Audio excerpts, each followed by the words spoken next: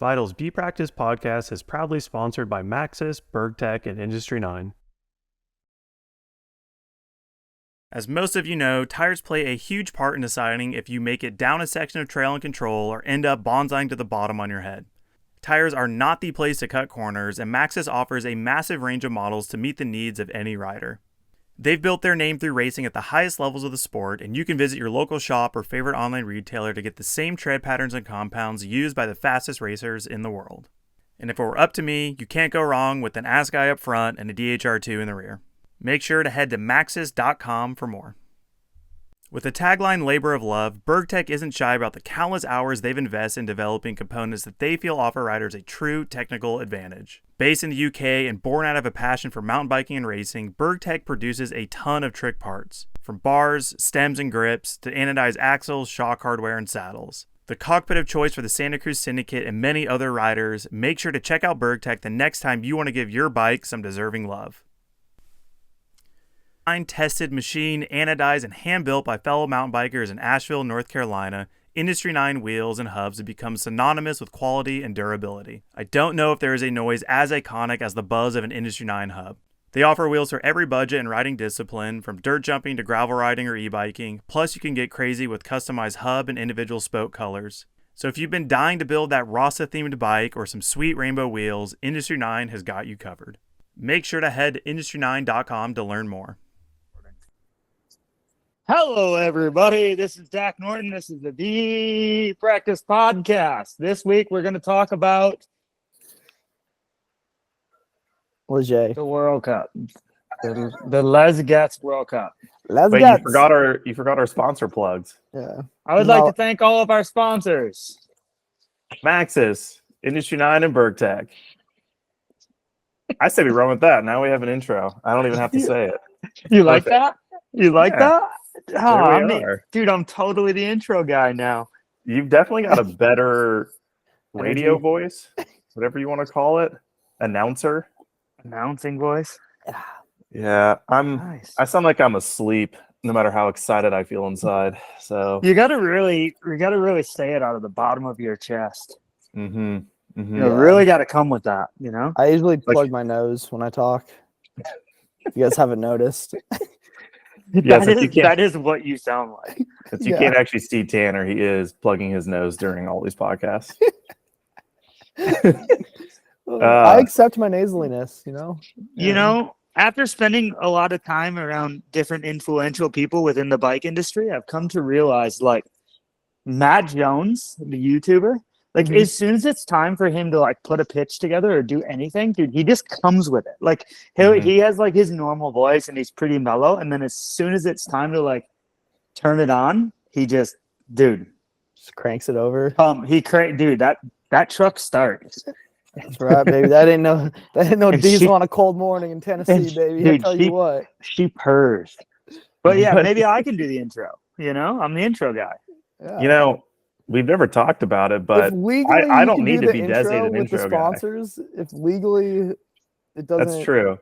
We can Tanner and I can switch off inserting the sponsor plugs so that you don't get fired. There's some of those sponsors I don't know if I can. Yeah. I don't know how appropriate this is to do during the podcast, but I was chatting with Todd yesterday. Was it Todd? Yeah, Todd, who's our main sales dude, about Bee Practice stuff for next year and talking with some brands. And he was asking, he's like, well, Dak's having a good year. Like, you know, if he ends up on like a better team and stuff, do you think you'll still be able to be a part of it? Or like, will there be sponsor conflicts? I was like, look, Baby, if Dak tries to leave us because he's getting too big, like, it ain't happening. He's here till the end, and if there's sponsor conflicts, it sounds like he needs to talk to his sponsors for us. No, this is our thing, dude. We're doing it. It's completely separate from my racing. I'm cool with it. Just talk about your racing. Yeah, we're here live. It's only focused on your racing, but it's definitely separate. You're right. Yeah, I mean, you know, it's different business deals, different business. Who says you can't double dip? You know, I'm just saying. I'm a businessman. I put down the cyclocross kit and then pick up the road kit, and they're different, you know, with different seasons. Just one gets packed away, and then the other one comes out. And yeah, you know, that's how you do it. You and Moto. Yeah. Yeah, well, the difference is I have no moto sponsors. So it's like you might see me in some different gear. It's probably because, that's what was on sale on motorsport.com. And that's what I'm wearing. There's your sponsor. Yeah. Motorsport.com. They actually do help me. So shout out to them boys. They keep my motocross dreams alive. The truth comes out. Yeah. Hey, speaking of money and sponsors and all that, we touched on it outside of recording after Louisville, how much you made from your second place. But do you feel like disclosing, don't give people an exact amount, but either like relate it to something or give them like a ballpark of what you made? Because you cleaned up pretty good for a second place at a World Cup. Not from the event. But yeah, it was pretty good.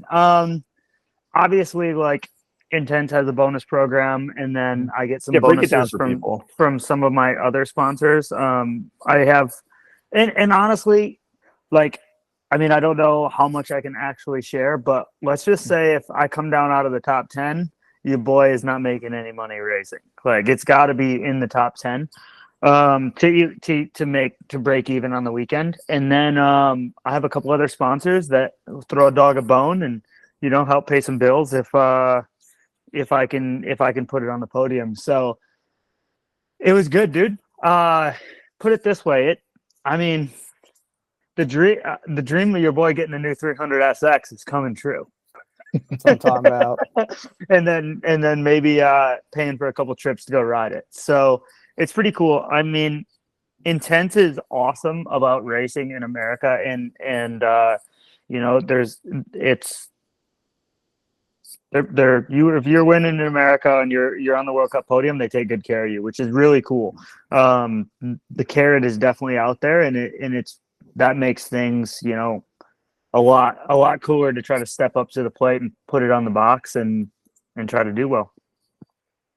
Sick. That's rad. And the house is never ending. Homeownership is a deep pit. I got boys on the porch right now doing epoxy. So if there's any grinding, loud country music, they're getting after it. I'm sorry, but your boy has to get. I mean, I'm getting off a construction loan this week. I'm getting a mortgage. It's becoming real, which is pretty awesome. I'm really excited, dude. It's been a long time coming. Finishing the whole house. I was moving my couch in before jumping on.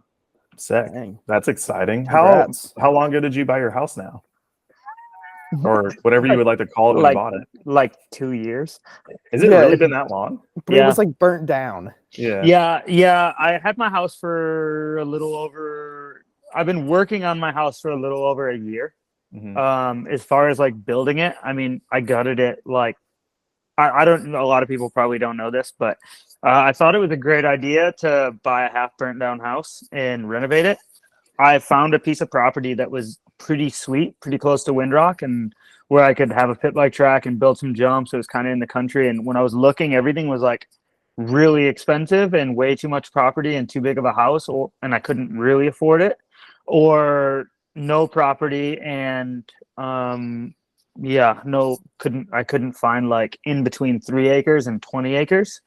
So I bought my place and started renovating it, and then the world melted down, which definitely blew all my budgets and stuff. So I did a lot of the work myself, and now it's coming to completion. So hopefully you'll be seeing more building jumps in the yard, and I want to build a slalom track. Yeah, keep slalom alive like old Kyle Strait, and have some jumps and do the deal. So it's pretty cool to come home and not go straight back to construction mode. I'm actually able to move things in, which is sweet. Yeah, I bet that must be super nice. I can only imagine. Like, I've never built much of anything besides my van, and I know how that project felt, but it's so small. Like, it just felt never ending, but at the end of the day, it was like 3 months. Dude, it's literally the exact same thing. And when I built my van, it was like I'd go to Home Depot. I was like, damn, that was like $500. That was crazy. And now I go to Home Depot and it's like $5,000. And I'm like, what? Like, it's like little odds and ends stuff is just like never ending. Like, it's pretty wild. It's pretty wild how it's been. I mean, it felt like building when you were building your van, and it was all that little odds and ends stuff that kind of took forever to finish. Yeah. It's been that way for me, but like for almost a year. I was like, oh, it's almost done. And it's been a year of it being almost done.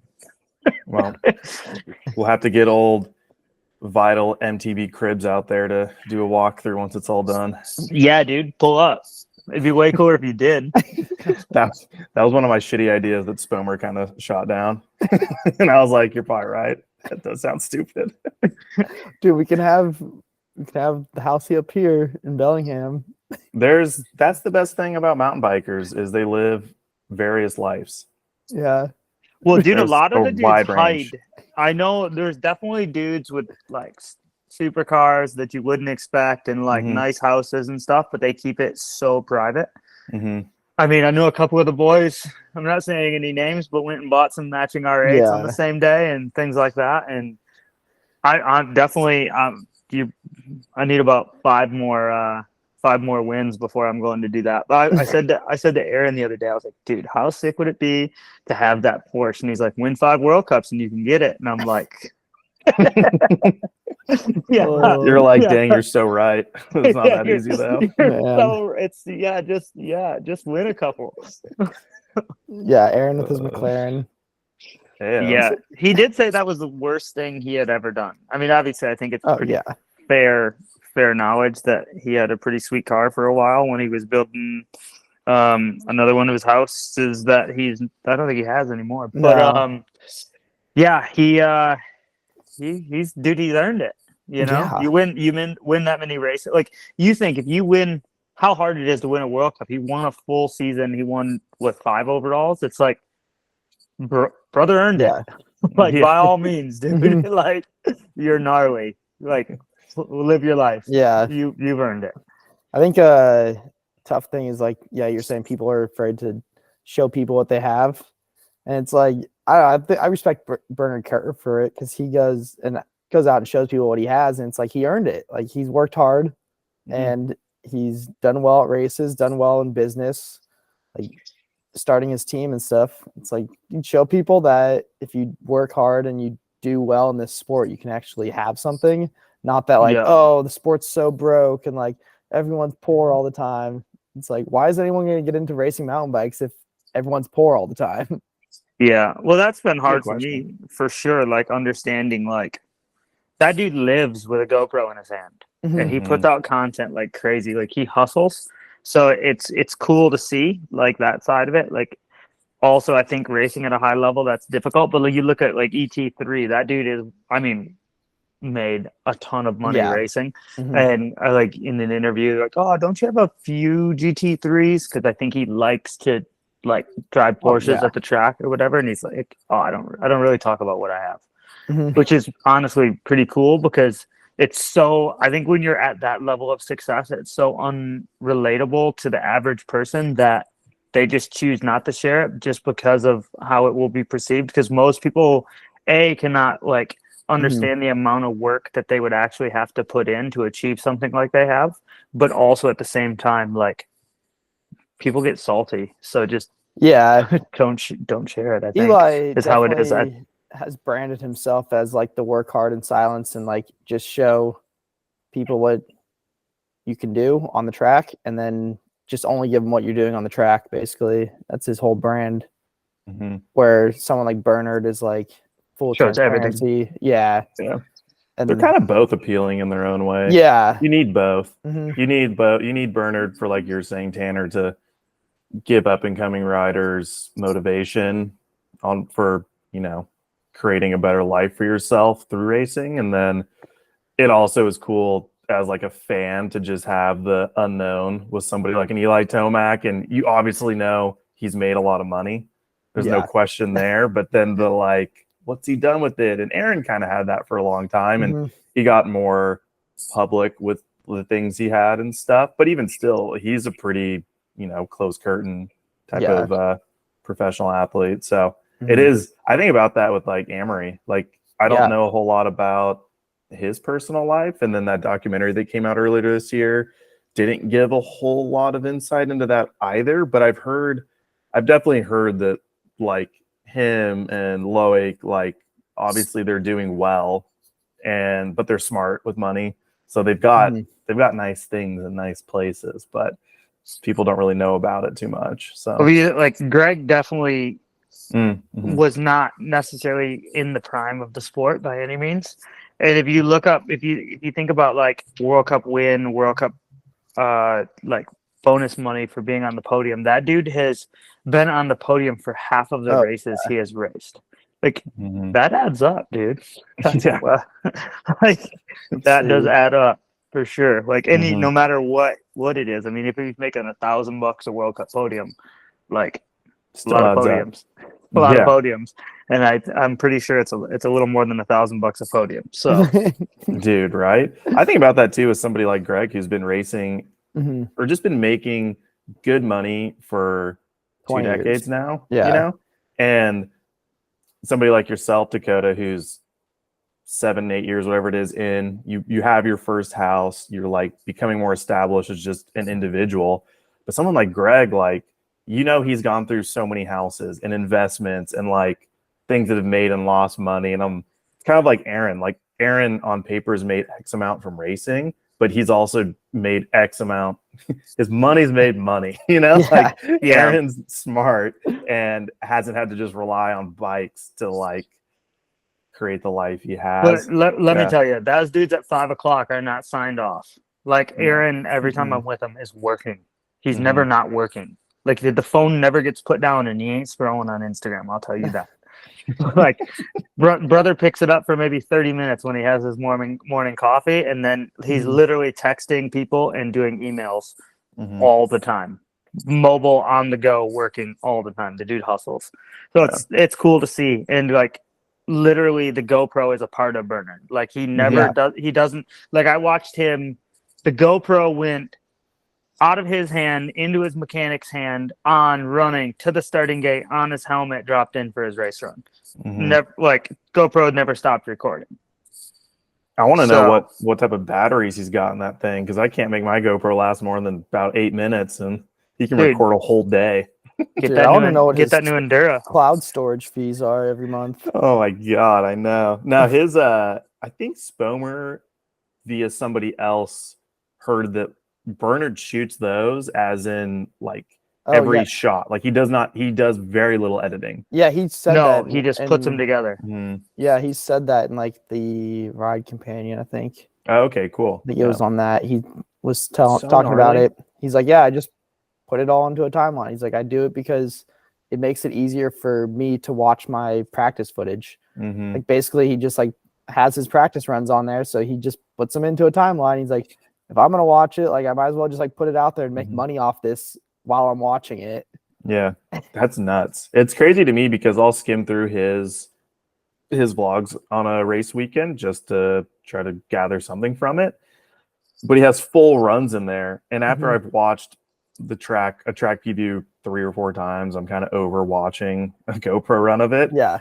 And it'll be a 40-minute video that still does pretty good on views on like the 3rd day of practice, and it's cool that people chime in. It's also cool nowadays you can get as somebody at home watching on the internet, you can be like right there in the action and know what it feels like to be a racer at a World Cup. Like we didn't have that to tap into really when we were first coming up or like juniors and stuff. And I mean, you weren't probably even would have made it a lot allowed less to wear GoPro intimidating unless you were on the list. That's like true. the race old runs and GoPro stuff. list. Yeah, which is kind of a wild thing. Yeah, that was weird. I forgot about that. Getting in the start gate and then them just being like, no, take it off. I've been trying to do some of that stuff from the race weekends, do more with the GoPro, and then I'll like forget the GoPro, and then I pull out the phone, and then I go to edit everything, and there's clips on one GoPro, clips on the other GoPro, clips on the phone. And I'm like trying to get myself to remember just to like phone, wallet, GoPro, like the things you need for the day, and keep the GoPro with you. Don't set the Hey, hold on. Jeremy's tripping a little bit. Jeremy, come on, chill, dude. But he's dogs of podcasts. Dogs of the podcast. My dog loves a good bark, but it's been hard for me to even like realize that part. Bro. Here, let me just. All right, Dak's muting himself.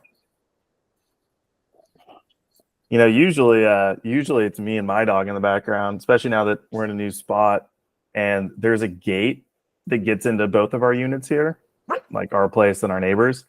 And every time he hears the like creak of the gate start to move, dude, he loses it. And I kind of want him to bark when he hears that, so that someone's like trying to come in. We're aware of it, but every time our neighbor goes in their house, he does it, and it's annoying. We had the squirt bottle out. Squirt bottle wasn't working. Then we got the treats out. He's a little bit more receptive to treats, but he's still an asshole. Yeah. The dogs, they don't like being punished, but they do better with rewards, I think. I don't know. We all? Come on. Yeah. I think we were talking about GoPro stuff, but maybe we're done with that. Trying to remember to have that thing on me all the time. Yeah. Keep that thing on you. Keep I that. almost said it. All right. That was a fun End of the tangent. podcast? Yeah. Should we actually All talk right, about everybody. the We'll podcast? see you after Snowshoe. No. Let's talk about Leger. That's actually what we're supposed to do today. Pretty interesting weekend. No drama, no weather. We kind of just focused on downhill racing, which was a little refreshing after the last two rounds. A pretty dope track this weekend. I think it raced really well. From the outside looking in, it was really entertaining to watch. Thought I could be a part of that. Had some really lame ruts that, the racing could have gone differently for a few out there. But If only been riding his dirt bike more often. yeah, should have gone with that 3.0 front tire. Dude. Yeah. We'll get into it. I don't want to get you too sad too quickly here. Let's get into our Industry 9 Buzz Report. Talk about some things before we dive into all the racing. Thibaut Deprella out for the season after breaking his wrist in Ludenville, which I don't think we knew last time when we did podcast. I actually picked him, I believe, to win this weekend. So my picks are out the window. Bodie Kuhn also out for Leger after his crash, I believe, concussion in Ludenville in that qualifying run. Bummer to not see those dudes in there. But one upside is Dylan Maples got subbed in to ride for Commensal Muckoff, kind of in the place of Thibaut not being there, which is epic. Yeah. Super sick. So sick. Yeah. Especially after we picked him for our Labor of Love award. Kind of just felt right. It's trending nicely towards something like that happening. And that's pretty sick. Like, I can't really remember that ever really happening. Like, I know that we talked about that preseason as that's like a new-ish rule. There's been a couple people. Roger Vieira onto GT this year. Oh, yeah. He's kind of been subbed in and given some resources. But he's not like fully on the team in the same kit, is he? He's not in the same kit because he has his own deal with O'Neill. Got you. So it's kind of like a fill and ride as far as Supercross goes. Okay. Where, like, let's just say, like Tickle or someone would come in, or Bogle, get fill and ride. And then there was Gonçalo onto Scott, the Portuguese rider, who's now on Scott Factory. Oh, sick. Were they just cool? Was he filling in for somebody who was hurt? I think he just they saw he was doing well and he was riding a Scott, and they're like, "Oh, we got some resources." I think Brendan has like his deal. Brendan's deal is like he can come to the World Cups and have like mechanic and everything, but he isn't going to like all of them. So they're kind of like, yeah. So they're kind of just have a mechanic there, and he's using those resources, which is sweet. Yeah, man, it's dope. Dylan's had a pretty crazy year as far as just quick progression, and even before that, like, I wasn't terribly aware of him before he started doing World Cups, but it's cool to see somebody have some success and continue building off of that success. And even in Leger, I forget where he finished. I don't think he made it out of semis, did he? I think no, he was 43rd. Yeah, which, speaking of dogs will be back to the podcast. Which It's all right. I'm gonna pause on it. No. I'm gonna send a Go lay text down. too. Go lay down. He's such a bitch. Go lay down. Come here.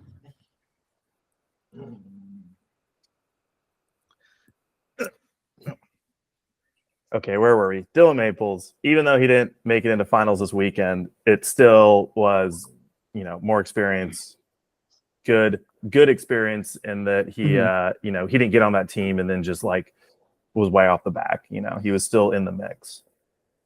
Yeah, he was because last year obviously he raced complete season, first year elite, and he qualified at the last couple rounds, Mont Saint Anne and then Val de Sol, and was 49th at Mont Saint Anne and 22nd at Val de Sol at the end of last year. Didn't have a ride going in to this year, kind of did his own thing, and didn't go too well at the first round in Lenzerheide, but then qualified ever since then. And then he's was top 20, 22nd, and now 43rd. Pretty sick. Also on I think he's on like pretty different setup as far as components go. Yeah, I believe so. I know. I actually was going to make a point to look at that and looking at Roots and Rain real quick. Yeah, because he went from RockShox to Fox. Yes. And like SRAM to TRP, and those are pretty significant changes. And tires might be. Yeah, I don't know what he was running before, but now he's on Schwalbe. He probably was on Maxxis, I would assume. And even I don't know if like helmet and goggles change, but little things like that definitely start to add up. And especially when he maybe had 2 days of trying to get everything sorted before this weekend, and then you're thrown right into the mix. So yeah. But then the pressure of just having that whole team is literally around him because no other riders. Miriam's out. They have the junior. Amory's out. Was it Hugo Marini's their junior? Okay. I believe. Tebow's out though, but he's the only elite rider. Yeah, for sure. I saw videos and stuff that they're posting, and it's like Miriam, Amory, like Max Consol's there, like Tebow Ruffin, like all of them are like They're around just staring at him, and like the mechanics and stuff. And I'm like, he's just like walking in with his bike, and I'm like, dude, that's gotta be so terrifying. Welcome to That the would big be really leagues, stressful. brother. Like not even just the big leagues, like the big leagues. Yeah, that's a yeah. Yep. And I don't know. I don't think I've actually met Dylan yet, but he seems like a very laid back, mellow kid. Like of any personality, it seems like you'd be able to handle that pretty well. You're just like, this is sick. Whatever. Like, I'm gonna go rip. I got a new bike. This is awesome. So, yeah, it's pretty sick. Love to see it. All right. Continuing down. A ton of people seem to be sick this weekend. Like Laurie Greenland didn't even race because he was sick. It sounded like the whole syndicate was kind of under the weather. I had strep throat. I mean, the list is long of people who have been sick. What's up with that, Dak? You make it out alive? Dude, it seems that maybe. Is COVID real? I think it's coming back. We're not gonna talk about that. You can get sick and not have COVID. I did see that there were some tests that were confirming that it's still around. Yep. Still around. I think that I've made it. I don't have anything wrong with me so far, luckily. So I seem to be functioning alive and well. I heard definitely some sick people. Yeah, dude. That's a bummer. Because wasn't it looked hot and sunny there. I'm assuming it was pretty warm. And like being sick and then trying to ride and then you're sweating and stuff, it ain't it. Sounded rough for those that did try to race. Yeah. There's so one thing you didn't have on here was Dean Lucas announcing retirement. Oh yeah. Yeah. Which I was kind of surprised. I was kind of surprised too, because it seems like he's found a really good spot as far as like his whole like mentality around racing. Mhm. I know his results haven't been really showing his speed recently, but yeah, kind of surprised. But I hope that he stays in the sport because his kind of insights, and I think he has a podcast or like kind of little show that he does at the Yep. races, and it's been really good. It would be So, really cool to have somebody like Dean be back at races doing something, whether it's his own thing or he is attached to the broadcast or, commentating or something like that. I thought it was interesting that he announced it at this point in the season. Like, we have 2 rounds left. I'm like, is he not going to go to North America? Was that what this was about? Or is he doing the rest of the season? I think he's doing the rest of the season. The From what I timing of it was understood. also interesting because he had at Ludenville, he was pretty vocal about like all the frustrations with downhill racing currently. Mhm. And then he put out a video like a handful of days later that's like, I'm retiring. And I thought it was a joke, like on YouTube, because of Yeah. just, clickbait world we live in. I thought it was one of those like, things are so bad, I'm retiring, tongue in cheek sort of vibe. And then I saw an Instagram post. I was like, oh, this is actually real, which I mean, he's been racing a long time. So Yeah, he's done over 10 years in the World Cup, I think. Yep. But yeah, it was weird because after I think Andorra was the first time he qualified all year, maybe. And I can pull it up. yeah, so it was kind of strange to see him kind of now into qualifying positions, like into semis, and then he's like, "Oh, I'm retiring," and all this stuff. And I understand his frustration with he had some injuries and then changes to the rule book and everything, which would be very frustrating for someone who's been doing it for so long and is Yeah, kind I of in mean, that space of like, because it used to be you're a top 60 rider, you can kind of have a ride, at least get paid to go to the races. Yep. If you're consistently like in the top 60, top 40 rider, you're probably making some money. But now it's like, where does that cutoff go? Is it like you're a top 30 rider now you're making money, but like anything outside of 30 is you're like kind of out there off the back and people just don't see you as valuable. Yeah, it seems like Dean isn't having any issues getting sponsors. It seems like he's just over it, and not like that's not valid also. Yeah. Because looking at his results, and he mentioned how prior to COVID, he was like in a certain headspace, and then COVID really made him take a step back. And racing is everything, right? It's your whole life when you're in it, and it's really taxing. And prior, like in 2019, prior to COVID, he was a consistent top 20 racer. And then you go to 2020, 2021, and like the results just kind of slowly move back a little and little. And like, he still has some top 20 results here and there, but I know it's got to be tough when you're like, think of yourself or you're consistently a top 20, top 15 racer. And then you kind of have like all that time to think, some weird years, questioning your racing, you decide to stick with it. And then when you come back, you're maybe just not where you expect yourself to be. And it sounds like he's not like, that's not the main reason he's deciding to pull away from racing. Like he's in a healthier headspace of like, I want to do something else that I feel more passionate about right now, which is sick. Like, yeah, Dean seems like a really dope dude. I don't know him much at all, but compared to maybe when I was closer to knowing him, like when Nick and Charlie raced on the same team with him, he seems like a much more settled individual now. Good way to put it. Yeah. Great way to put it. Settled. Yeah. Yeah. He put Go a few on. grams under his bottom bracket, that's for sure. Oh, Yeah. settled now.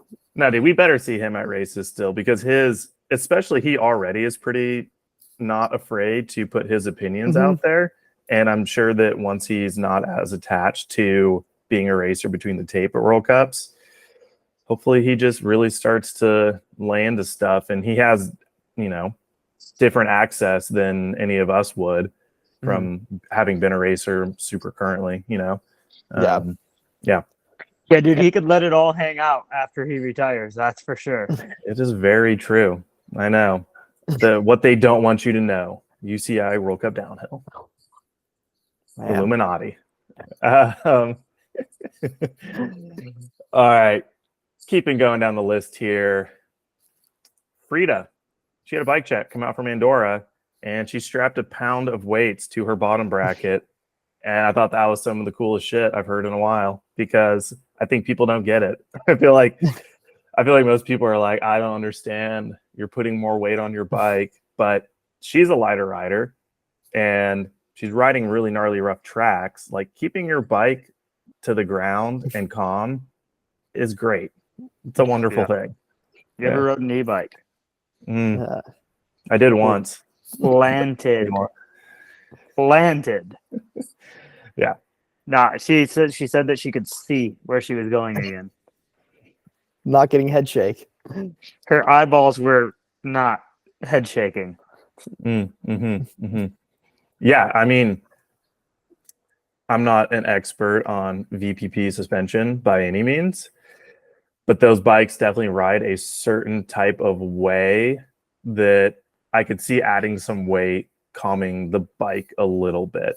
Like, they can be pretty progressive and like a lively bike, but also they kind of have like I don't know. She was mentioning she made the bike more linear and did some things like that I was like, oh, that makes a lot of sense to achieve the ride characteristics she was looking for out of the bike, which is like calm and fast. Well, I don't think it's as much about VPP as it is the bike's 37 pounds or whatever, 38 pounds at most. It's definitely a super light bike. And if you have a super light bike, you can attach the weight wherever you want. And you know what I mean? If you have a 42-pound bike, 41-pound bike, you're not, I mean, it's already so heavy, you're not choosing where to put that weight. It's just already there. But if you have a light bike and you can choose where to put weight, I mean, maybe you can find some ride characteristics that you like.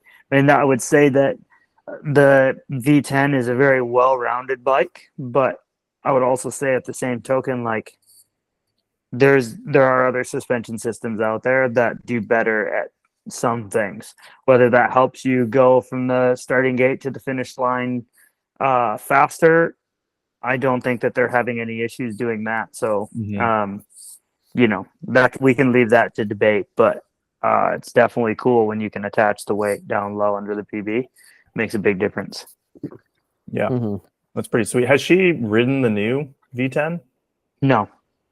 Do you know? Well, I guess it doesn't really matter. We've already seen it out there. It'd be cool to hear her experience once I'm sure eventually she'll be on one. Dude, she really loves a V10. She's a big fan. Like, she's been on that bike for quite a while now, right? Yeah, she rode the V10 before riding for Commensal USA. She had like a bike that Max Morgan had that he couldn't let go of, and she rode that for a while. And yeah, she's been pumped on a V10. Loves it. Yeah. On that note, is Greg still on a prototype? I think. Yeah. It looks. I mean, it ain't custom painted. And I'm sure he has a custom painted one floating around somewhere. He's on like that Greg's like a 6-month bike setup person. Like, for 6 months, he makes bikes like smaller, and then the next 6 months he goes back to being bigger, more I'm just going to put it out there. Greg's got some crackhead tendencies. He's chasing the dragon. That would be a pretty good merch line or like shirt idea right there. Just Greg Menard's face on a dragon or something. It says "Chase the Dragon." Yeah, no, I 100%. But we like that's. But he goes would fast, agree so to. it's like I mean, it's kind of like if you've ever ridden your bike and you're like, oh, I need this little thing is what's making my bike feel like crap right now. And you do it, and whether it's a 1 PSI here or there, or your lever angle a little bit, and then you get back on your bike and you're like, I knew that's what it was. It's perfect now. It wasn't. You know what I mean? Like, it doesn't matter. No, it's not even that. It's not even that. You're like, you should see my test book. It's like, oh yeah, I definitely need more of this. And then you get it and you're like, oh, now I need more of this. And then you do this, you're like, oh, now I need more of that.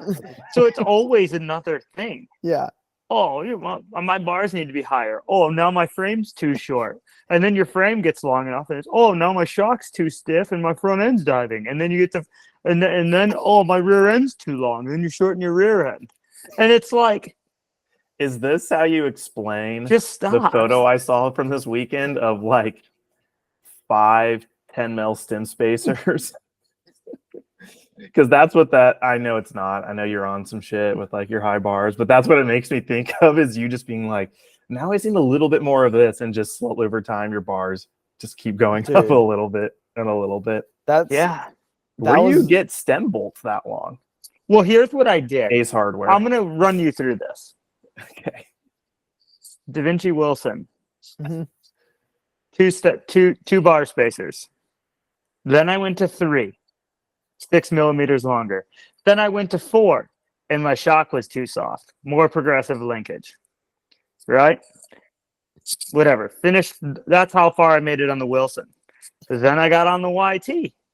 And and then the frame was I went to a longer frame on the Wilson. Mhm. And then I went to a shorter bike because I was afraid to go high enough with the bars. So then I went back to shorter bike and did the whole thing all over again. Like literally made the bike longer, bars went higher, frame got too small, shock got too soft, made the shock stiffer. And then I went to the intense and I did it again. Now I'm on a longer frame with the bars to the moon and I'm happy. Okay. Did you write this down for the next time? Well, it's like a triangle, right? So as the bars go up, the frame gets shorter, right? And then the frame becomes too small. But in the past, I never had access to the longer frame. But now I got a longer frame, and the bars have gone even higher. And here's the newest one. Here's the front end newest needs one. to be softer. No, the front end is very soft because the bars are so high. Yeah. It's beautiful. I got sensitivity. But here's the new one. Now the bars are so high, and I want to push. No, you're really gonna like this. I want to push my tubes through 2 millimeters, but my bars, I could go down 2 mils with the bars, but I don't want to. But I can't push my tubes out anymore. So now I'm looking at. I sent a nice message asking for 50 mil rise handlebars. Something tells me it's never gonna happen. But Renthal doesn't make 50s. I think I got 40s. This is an absolute prime business opportunity. DAC high 50s. We're ready. Yeah. Like, let's go. Siggy bar. Siggy bar. Dude, I mean, they got what bars do they got? They got McGrath still on the moto side. Yeah, but they do, but they have the AG lines on it where AG cuts his bars. That's fancy. But they don't. I mean, I'm just seeing a prime opportunity here for the DAC High 50 Siggy bar. I mean, you're like I only want a small percent of sales. It'll be perfect. Here's a question. Renthal makes dirt bike handlebars, right? I want 1 penny per set of handlebars, and we're solid, dude. I'm gonna sell. Once people ride this stack, we're selling out. Honestly, when I worked at a contact point company, the higher rise bars was the thing we sold the most of, including the 80 mils. High rise handlebars are like like whether people realize it or not, they definitely work well. Renthal makes dirt bike handlebars.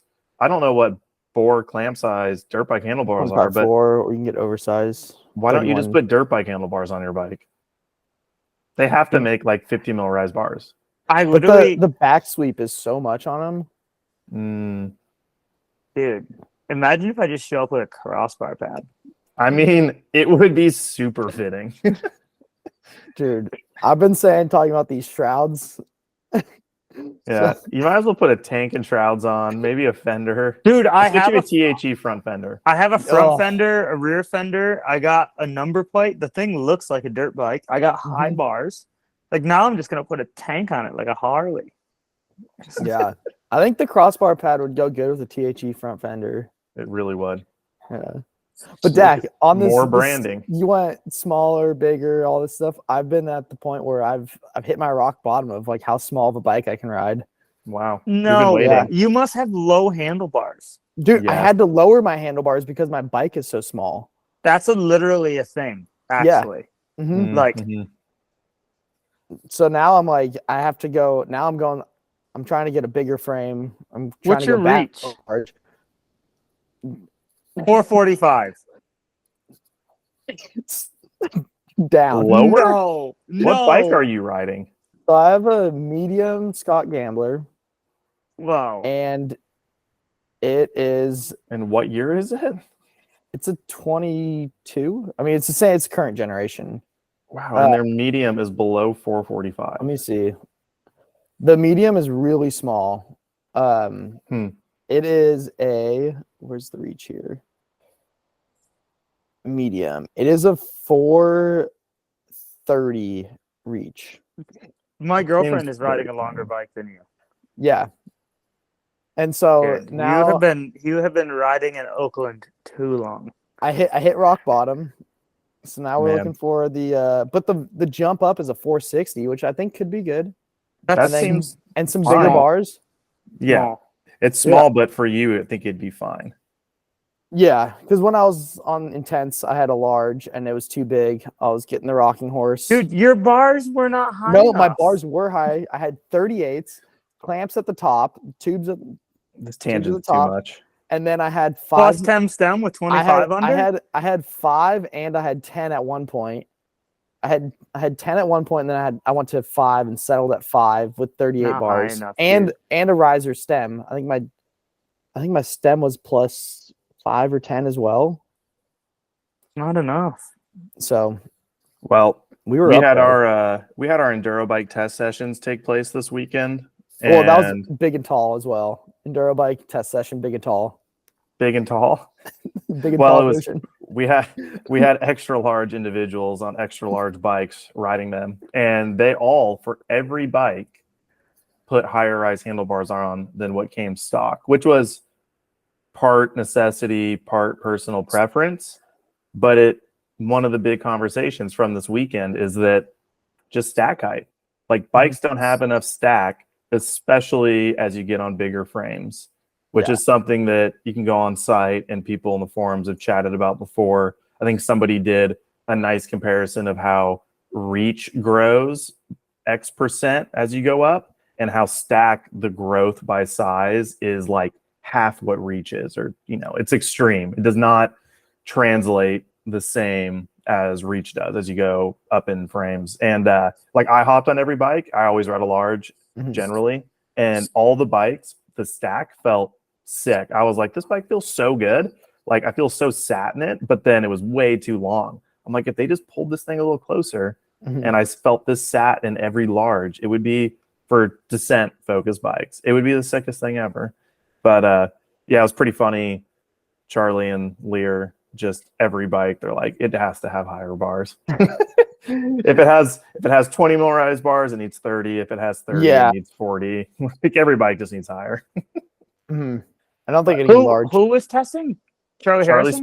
Charlie Sponsel, who's Team Robot, and then Lear Miller. Mhm. Nice.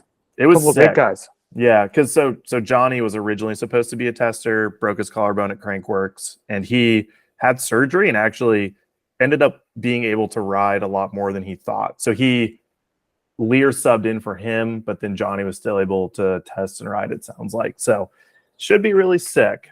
Keep an eye out for that. Some pretty cool bikes. That new Trek Slash was there.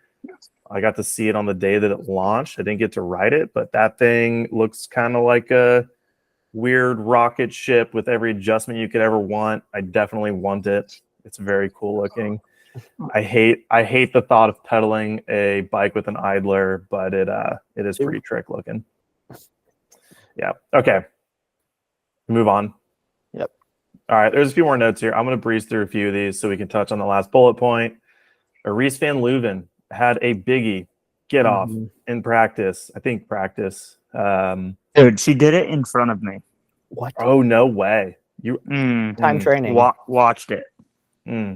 Yeah. Let's get the first-hand insight here. Yeah. I mean, it looked like she just over-greased that corner going into it and kind of panicked and went straight. From what I've established, she went into that steep section, made the left. I think was going a bit too fast, maybe rode the front wheel a bit. Yeah. Off the second drop, into the catch net, hit the catch net and fell directly on that stump that was on the back. So once again, not having pads in the B zone has nuked somebody. Dude, freaking B Practice Podcasting have to start sponsoring B zones here pretty soon. You're going to have to fly me and Tanner out there. We'll walk the track. Yeah. We'll bubble wrap the shit out of everything. All you have to do is pay us a salary for this podcast. It'll get sponsored by Michelin. The Michelin man will be out there. Michelin and some airbag company out of Germany or something. Perfect. Yeah. Yeah, dude. That slam was gnarly. And I was watching the Win TV after finals, and she just had an interview, and she's okay, and she got a pretty bad concussion, it sounds like. But other than that, like, just sore. I'm like, holy shit, she is so gnarly. I don't understand it, dude. I mean, and she's like, a small little rider and just taking big hits. I mean, her crash at Leo Gang was so messed up, and she got airlifted some other time this summer. I don't think at a race, maybe, but. Yeah, dude, she's gnarly. She's like my pick for the up and coming junior women's rider. That's I think gonna like continue to be something. Not that the other girls aren't quick, but like she just has that intensity. So, hopefully she's able to come do these next 2 rounds and like maybe make a push to still be in it for the overall. She's still sitting 3rd right now, I believe. So yeah, glad she's okay. Speaking of Win TV, he had a sticker on his tire mic that said "fuck semis" in the same font as like the is it Discovery? Who's like, is that what it is? ESO, Discovery, Warner Bros. Or whoever wants to own it nowadays. Yeah, we're not really sure. Yeah, there's an article on site also about that like GCN's being sold, and I'm gonna be honest, I tried to read it. And there's so many hands in the pot that I just like, at the end of the day, I'm like, I don't even know who really is associated with this, but sounds like nobody wants it. Anyways, I thought that was pretty telling that Win had that sticker on there because Win TV is very tuned into, like it's one of the best ways, really the only way to get post-race interviews of World Cups. Yeah, candid for sure. I mean, you get a few on the broadcast, but they're not nearly, it's the Supercross podium vibe. Like, how was your race? Like, it's super surface level where, it takes somebody like Win, who's there every round, has been racing forever, knows a lot of the racers. But that, I don't know. I just thought that was it's like when you look back on this period of downhill, that'll be something I remember as like, there was a lot of tension at this point and not really talked about just yet, but like racers aren't too hyped on what's happening. Semifinals for sure has been a dud, and it'll be really interesting what happens next year. So I stopped watching semifinals. I'm boycotting it. I don't have that much time. Semifinals for Dax Run. Yeah, I should have done and that. I was so hyped when I did that. So I was drinking some coffee, just absolutely yelling at my phone. Yeah. Well, after that, I was standing there. I was like, oh, 3rd. That was pretty good. And then I was like, I have to go do this again. Yeah. Yeah. I was like almost just confused standing there. Like, that felt like the race, but yet we have to go race again. Yeah. Yeah, dude. I mean, that's what I said from the beginning. In the Win we've been TV, talking about this. I know. Have we killed this horse yet? Probably. In the Win TV post-race interviews, he interviewed Sven as well as Rob Warner, and both of them just had kind of that exact thing where like downhill racing's always been who's fastest on like a Saturday or Sunday afternoon, and like, why are we doing this? And Yeah. I don't know. It's pretty stupid. I was trying to look up points on the weekend because even though you got 30th in final stack, you still were like 11th or 12th or 13th overall by like points on the weekend. I think you got 130 points, which is like, there's one pro of semifinals at least, is you came out of the weekend. I think you went from 13th in the overall to 14th. So I'm assuming you're still protected, hopefully.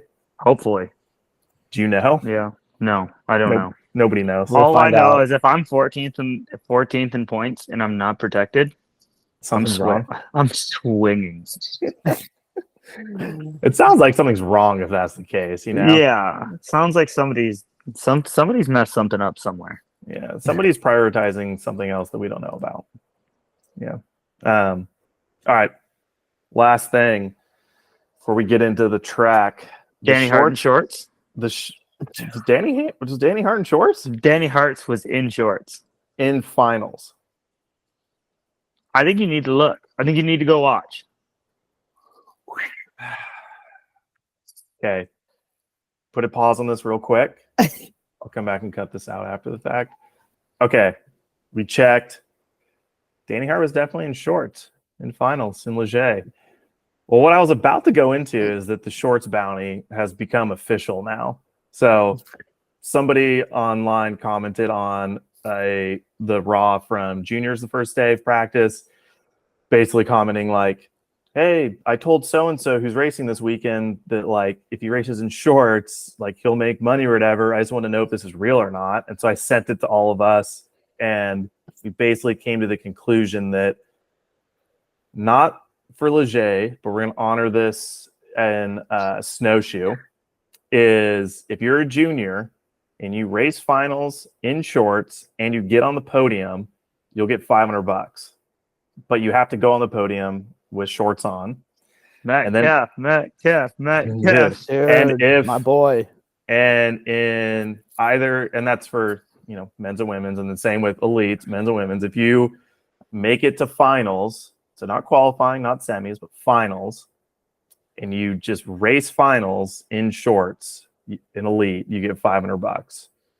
So I'll do some sort of a post like leading up to it, because I want to put it out there enough, because the one thing I didn't think about is if you guys could lose a lot of money. I was going to say, if a bunch of people sign up for it and wear shorts, I don't know how we're going to pay for it. I think, no, you know what? I'm going to have to, I'll just on the fly right now.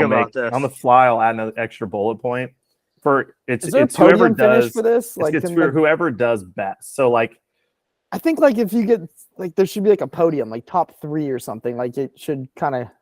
We'll run it a bit on the fly in the moment, but I'm going to go ahead and say that I don't plan on seeing that many people wearing shorts, because to be fair, how many people show up at races with shorts these days?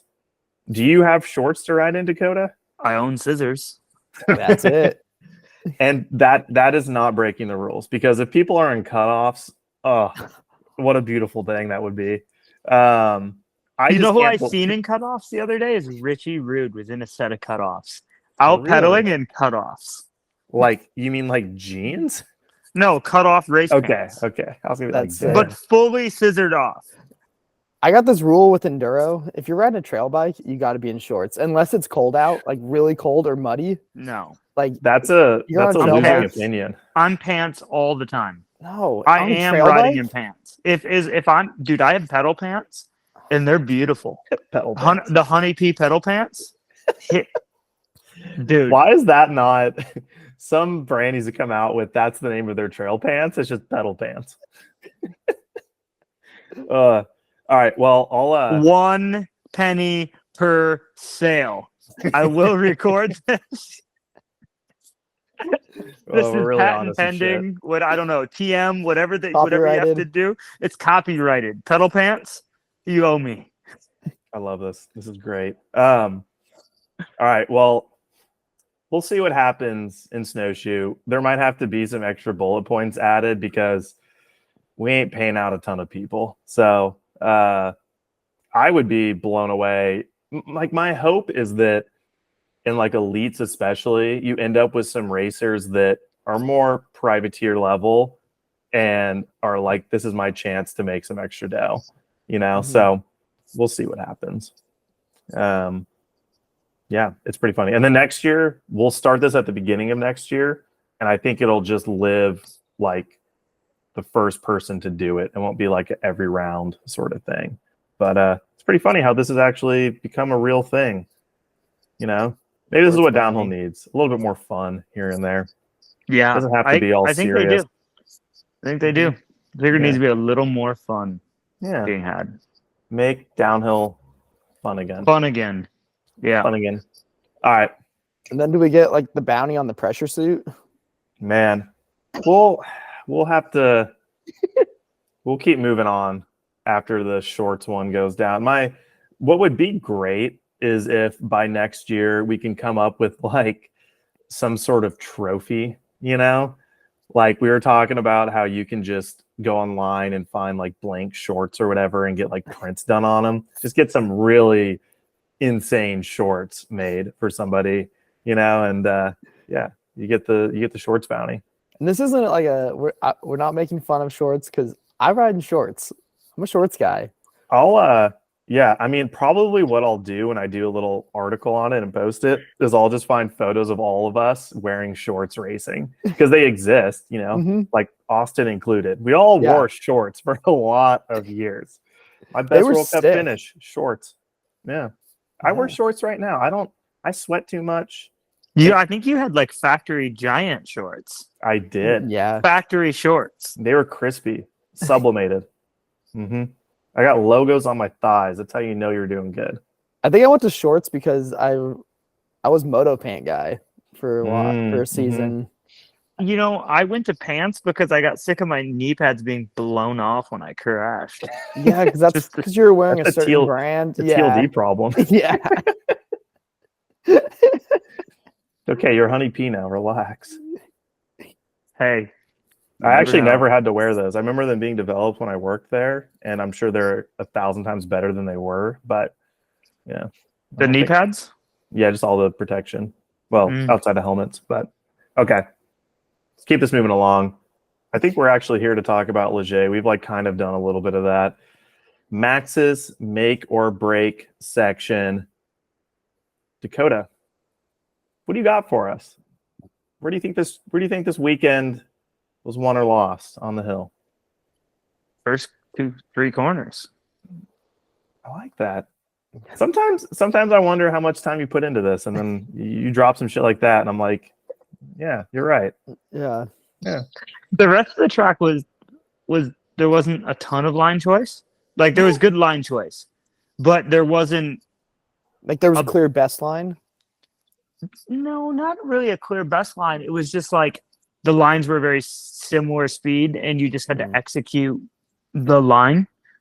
But the thing that really got me was Valley crashed in the second corner. Yep. And I literally thought the most difficult corners on the track were the first 3 to execute well because it's directly out of the starting gate. In the second corner was a dust bowl at the bottom. The top was blown off of it.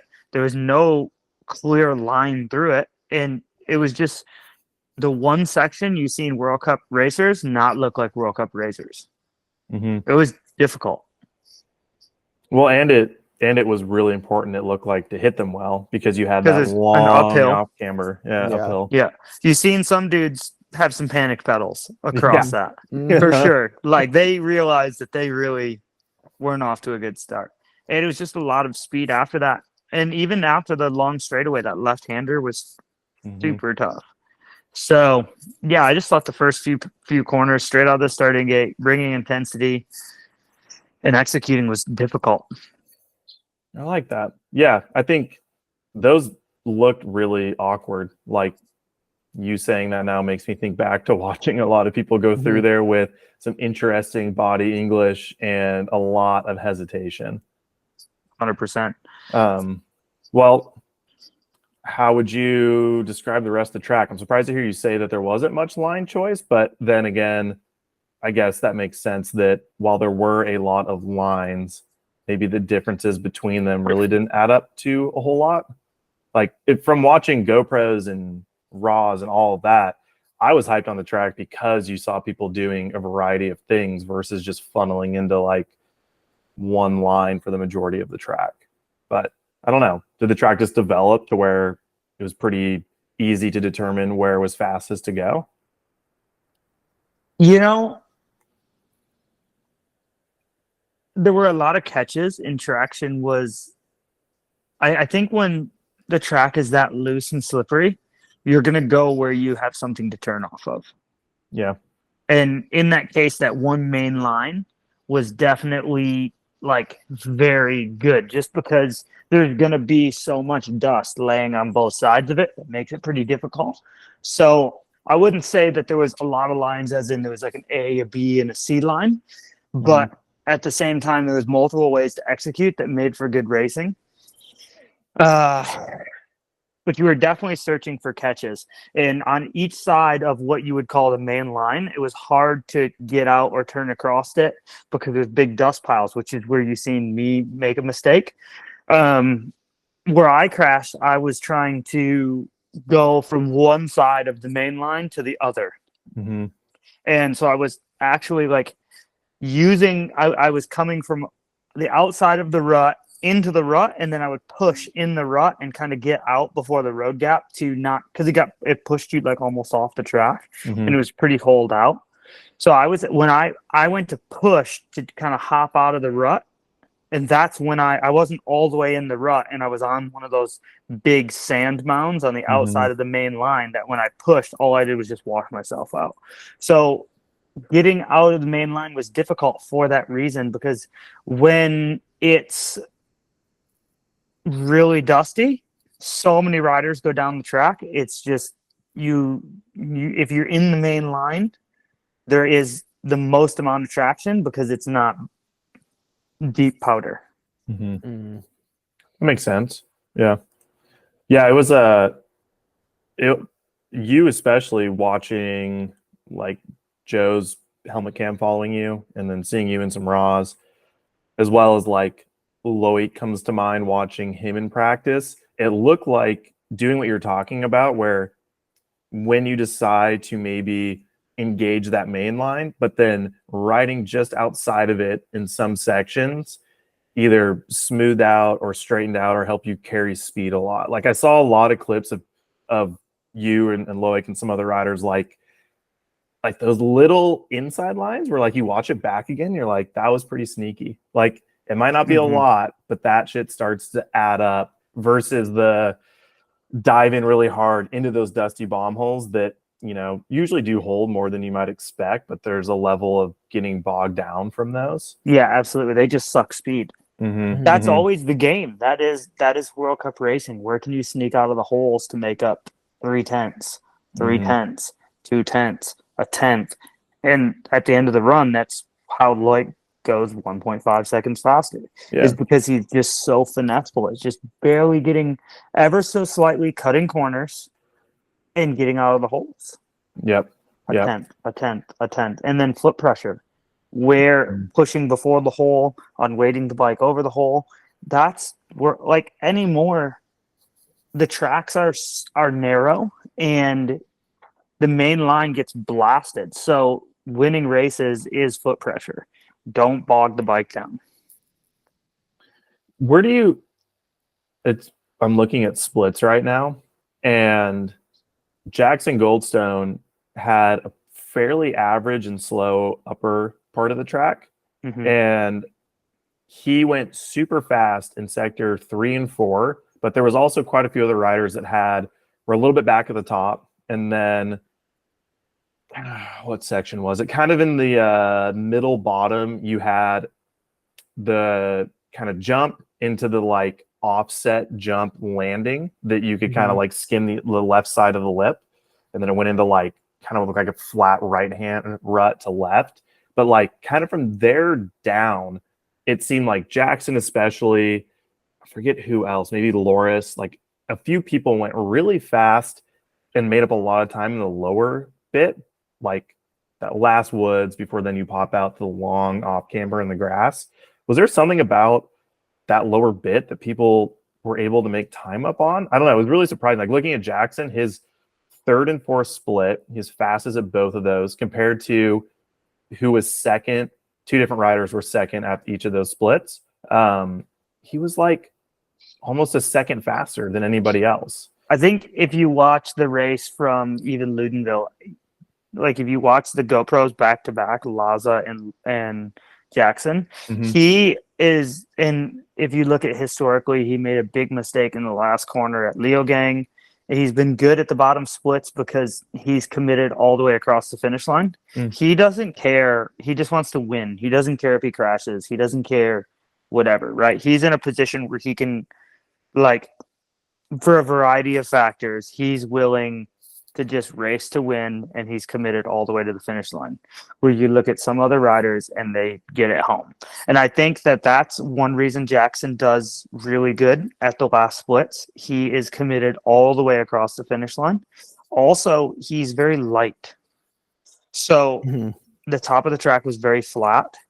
And not only is Jackson very light, I will say that Jackson is light, so that would have affected him on the run to the finish line. But he's very good at pumping. He's very good at BMX skills, like being efficient on the bike. So yeah, even though he was lighter, he would have done well at getting to the finish line. But he just doesn't. I think when you're that light, you just don't need as much traction. Yeah. No, I mean, he was ninth at the last. Well, the last split, I don't know if that actually, yeah, how Roots and Rain does their sectors. The sector 5 is that basically last traverse, and he was ninth at it, but Loris was fastest, and he was almost a second faster than Jackson, which is crazy. Like Loris's bottom half was pretty like incredible how much faster and how much time he made. He rode that bottom chute like very well. Yeah, executed. Yeah, it was sick. Yeah, that's interesting. But it's the same thing with Jackson. He was slow up top at Ludenville where it was flat, and then he rode really well at the bottom because he's light. He doesn't need a ton of traction. He doesn't bog the bike down. He's just, and he's good. He's a good bike. He's incredibly talented. Yeah. Good old. We got to, every podcast has to have a little bit of Jackson Goldstone hype in it. It is crazy that in qualifying, semis, and finals, he was fastest at the third split. And was then, he? Yeah, and then semis and finals, he was fastest at the fourth split. Oh, wow. Which is kind of why I feel like we don't see that unless someone's fastest throughout the whole thing, like the person who got first. But like it was just those splits. Yeah, that's actually really crazy to think about. And then Loris was fastest in semis and finals in the last split. Yeah. Yeah. This, for how, this was, the winning time was a 3:19, which is decently long, and a track that maybe minus the tucking at the top bit on that traverse, tucking on the traverse at the bottom was like super on it. Like it looked like it looked like a pretty physically demanding track. A lot of little chatter, but then a lot of like pumping and big hits. It was rough. Yeah, like it was rough. There was a lot of small chatter.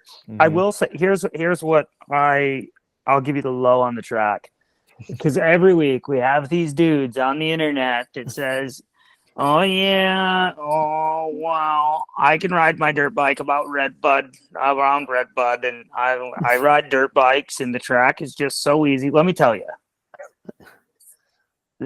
pro day, I get it. You can ride your dirt bike around a dirt bike track. Pro day at Moto Destinations, when you put the 100 of the gnarliest dudes in the world, track's gnarly. We can go race down a blue trail anywhere you want, and it's gonna get gnarly because you have so many dudes that are going so fast and braking harder than you can brake. It tears the track apart. The amount of wheels that go down the track, dude, it's unreal how beat these tracks get. I get it. I know it's a blue trail or it's a black trail, or you can ride down it on a 160 bike. Yeah, I can ride down all these World Cup tracks on my e-bike. Leave the brakes open for 97% of the track, and then brake as hard as you can into every corner, and it's gonna get rough. Guess what? It's rough. It's really hard. Riding as fast as you can on any trail is hard when you're as talented as most of these dudes are. Yeah. Like, I get it. I know they're really good. They're just really good. Well, dude, that was the point I was gonna make about it's rough. It was rough. Also, I am doing a full pull, like not stopping to take a break for your hands. Yeah. Your hands are not taking a break. You're gonna ride for 4 minutes as fast as you possibly can and sprint. Pump every roller as hard as you can. Pump every corner as hard as you can. Hop over all the holes. It's hard. Racing is hard. It is. So now that we've cleared all that up, I don't know where I could ever go to ride a track like that. Mm-hmm. Like in the States, you mean, or what? No, like just in general. Like, put it this way. I went to ride the Leger track ahead of time. I did 2 laps on it and left because it was rough and awkward and like hard to ride down unless you were in a race scenario. Unless there's poles and tapes on each side and you're 100% committed, it is not, dude, it's not even fun to ride. It's not enjoyable to ride down. Like, no part of me wants to go I'm not going to Valve Soul to do runs like when it's not a race. It's just, you can't, it's hard to even get yourself in that mindset. And the lines aren't burned in. Yeah, it has to be burned in. Riders to burn it in. I mean, how many, let's say there's 180 riders plus chicks, 250 riders. And plus juniors, so say 250 riders, and they do, let's just say 12 runs on the track. That's 3,000 sets of wheels. 3,000 runs have been done on a track in 2 days. Makes for hard conditions. It was bumpy. There's 264 riders, I believe, signed up this weekend. I don't know if everybody raced, but yeah, it's a lot. It's a lot. I mean, it was a lot. It was, but it's just hard without that scenario. I don't even know how you train for that, because just like the sustained grade and roughness of that track was just, unless you're in that mindset, it's hard to even go ride a track like that. Unless you're racing like a timing system or something for a purpose. This is a question that I actually have had, but it's kind of related to that, is race day, these semis and finals. Do you have a practice between those race runs to see what the track is like? When is this? On semis and finals day. No. Do you have like practice morning? Semis? No, so you get up, after qualifying, you're pretty much ready to race. You might change one line. Pretty much first run, I just ride down the track and look at what's changed. Or, because I walked it after qualifying, so usually there's like, okay, I need to put my wheels here. How does this feel? Was this better or worse? And then you have one run to practice it if you change a line. On like finals day, you mean? On finals day. Yeah. And then I literally had 1 hour. So my mechanic wiped my bike down for 20 minutes and I got on the lift for semi, and then I came down, hung around for an hour and went back up and raced finals. So but you're not seeing the track. Yeah, like how that to me just sounds so difficult, especially on a track like this past weekend in Leger where it's dry, and as people go down, like ruts are getting a little wider, holes are getting a little deeper, like where you want your tires to be might change just a little bit. And I don't know, like thinking about it makes me anxious, because like your race runs now, because you have 2, you're so definite on where you want to go, but then the time between when you see the track and then you're giving it like your all, it just kind of blows my mind that everybody can go so fast and be so tight on time and go faster from qualifying to semifinals to finals. Like, I don't know. How do you when you're in the start gate and knowing the tracks change between those 3 times when you're going to be on it in the day? Like, are you just committed, or in the moment are you like, oh shit, there's a rock where that rut is, or oh shit, that berm's gone now? Like, I don't know. Well, a lot of it is experience and anticipation. Yeah. So if you're like, oh, you're watching the whole weekend to see where the track, when it rains, where the track gets wet, where it's still dry, where there's grip, where there's not. You're seeing the track every hour. So it's like, okay, between X amount of time and X amount of time, this rut got worse. Wow, that rut's not going to make it to race day. I'm actually going to anticipate and change to this line, knowing that that line's going to blow before it's race time. Or on race day, you're like, that line was pretty blown. In the semifinal, that was pretty blown. I just now got through it. I have to do something different for the final. And that's what's hard for racing is you're like, I have to go inside. I've never done it. I got to execute it in the time, at the time, one shot to get it right. And it's That's hard gnarly. because you're like jumping in the, like because you go practice, you do like your quote unquote like pre-race run, which, so you do your first run of the day, you check things out, like try the lines that you looked at when you walked it. If they didn't work, you need to figure out how to make them work or abandon them the next run. So you got one shot. So sometimes you tried a line, it didn't work the second run of practice, and then you're going to go back to the old line you practiced all week in the semi. And then you might do something else different for the race run. I mean, it's when you're, even in like the old days when there was 80 riders in the final, when you practiced 80, if you're the last dude dropping, 80 riders have rode the track by the final, and you got it. You're gonna, like, for me personally, I'm executing on like not like instinct for sure, but also I make a plan and then I try to execute it. Sometimes it works, sometimes it doesn't. So like where I crashed this week, I rode the line. There was a new line that I had seen on track walk. I was like, I think I can do this. Rode it second run of practice, fine. In the semi, missed, didn't get set up in time, got set up in the race run, was completely like dialed in, committed, and it just didn't work out. And I hit the ground. Like, and that's because I was trying to get out of the holes to not bog the bike down and find 2/10 to go. You know what I mean? When you see the riders go faster from the semi to the final, it's things like this that we're doing that sometimes don't work out. You got to find that time somewhere. Yeah, that's impressive. But I don't think I got that. Everybody, like, because people watch the race and like, oh, you missed the rut. It's like, no, I didn't miss the rut. I was crossing over the rut, and when I pushed, I just lost the front to cross the rut. Like, I knew what I was doing. I was executing what I was doing. Yeah. The goal was not to ride through the rut. Yeah. So it's like, that is the game we play of trying to win bike races. And, you know, sometimes you gamble and you get bit. I mean, it's just it's just the reality of the situation. Yeah. Yeah. What tire pressure are you running this weekend? Out of curiosity. 23, 28. I was running a shorty type tire, or like V mud, with the center cut and full sides and a full cut mud in the rear. It was really hot this weekend, and I was having issues with the side knobs rolling really bad.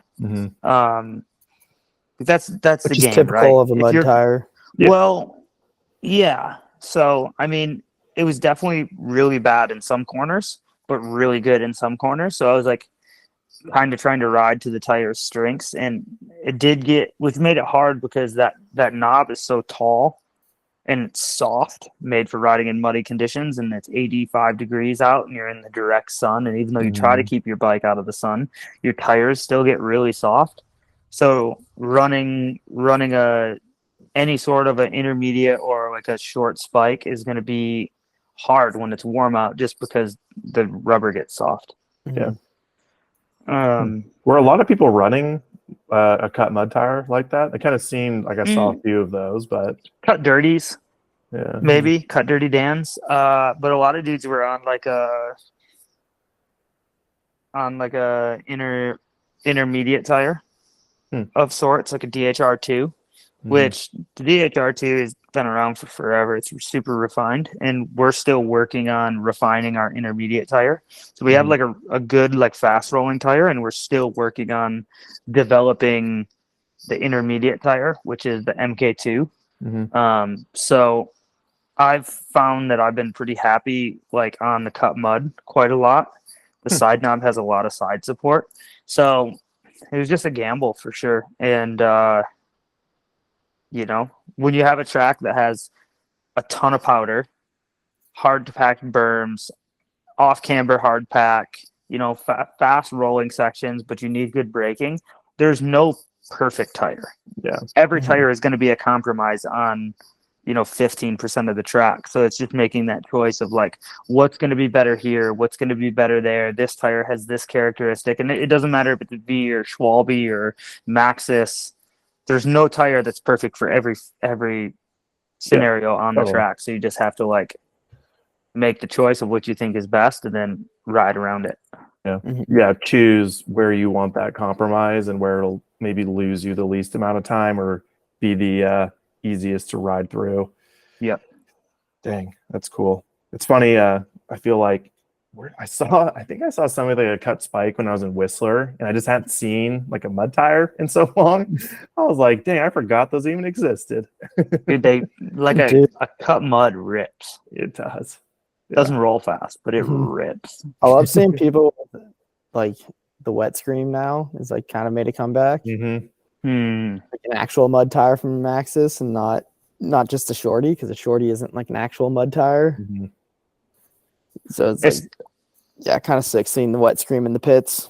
Well, the technical stuff is so hard to talk about because there's always going to be that one dude that's like, oh, yeah, because of this. And it's like people don't even realize like the level of compromise. Like, yeah, you can run your suspension softer, but it's not going to roll as fast and you're going to have more grip. You can run your suspension harder, but you're not going to have as much. It's going to be way faster at pumping and hitting berms, but it's going to be slower in the rough. Like everything is a compromise. Like, and that's why, like, sometimes people are like, oh, you need to talk about the technical stuff more. And it's like, people like that. And I do want to talk about it. But at the same time, there's always going to be that one dude that's like, oh, because of this. And it's like, come on. But internet engineer. There's always an internet engineer and a dude that's going to come out on his Kona hey and ride the World Cup. And I'm like, yeah, I get it. We can do it too. But but not fast. but fast is different. You know, a different animal to do something at that speed. So, yeah, dude, it was tough. There weren't a lot of big impacts on the track. There were like big bottom outs, but you bottomed out in the same place every time, so you can predict them and like kind of know that your fork's gonna metal on metal, but like hold on and brace yourself for it. It's just not going to metal on metal in like breaking into a corner. You know, there were no like hard braking holes into like bike park berms. It was just a lot of like braking bumps at high speeds where you could actually run your suspension a little bit softer and buy a bit more grip and try to fill in those holes like Baja truck style. So I ended up like going quite a bit softer with my suspension and with fast rebound, which it was really hot. So your rebound speeds up as it is, but we had it pretty quick and pretty soft and trying to keep the tire in contact with the ground to buy as much grip as possible. I think it's pretty good weekend. Like bike was working really well. And yeah, it's a bummer to not really get the job done, but still showed quite a bit of speed. Yeah, for sure. I mean, going back to battling your internet engineers, it's hard to argue with podium World Cup results. Come at me now. Yeah. The proof is in the pudding. Yeah, exactly. Not a whole lot to my boy Dak got the pudding. All right. Tapioca, dog. Tapioca. Disgusting. I dig it. I'm down with the tapioca. I'm not eating a whole lot of pudding these days. I'll tell you that. Get your weight up. Any other track stuff we're missing out on touching on, or should we move on to race recap? It was dusty, and we were going fast, and it was dusty and bumpy. Sounds like a World Cup. Sounds like a pretty good World Cup to me. Yeah. Sweet. Are we gonna All do a big go over race results? Are we gonna? How long have we been? We've been on here for like forever. Has it been forever? How long? What are we at? At least an hour and a half, I think. Dang. All right, let's slide through some race results.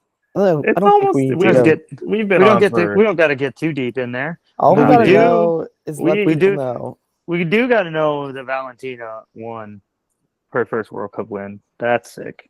Yeah. Or, no, yeah. Hey, Are you guys taking this or am I taking this? What's happening right now? All right. Junior All right. women, Valentina. Oh, There you yeah. go.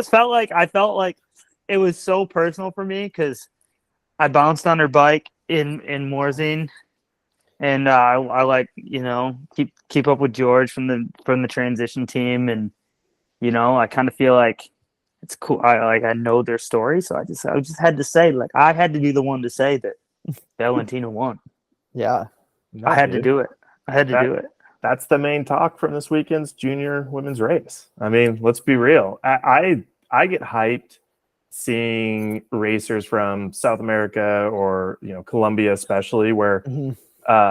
they have a huge riding scenes down there, but they don't feel represented terribly well on the world circuit. Like there's always, you had Marcelo and Rafa, and like there's been racers, and is it Ivan?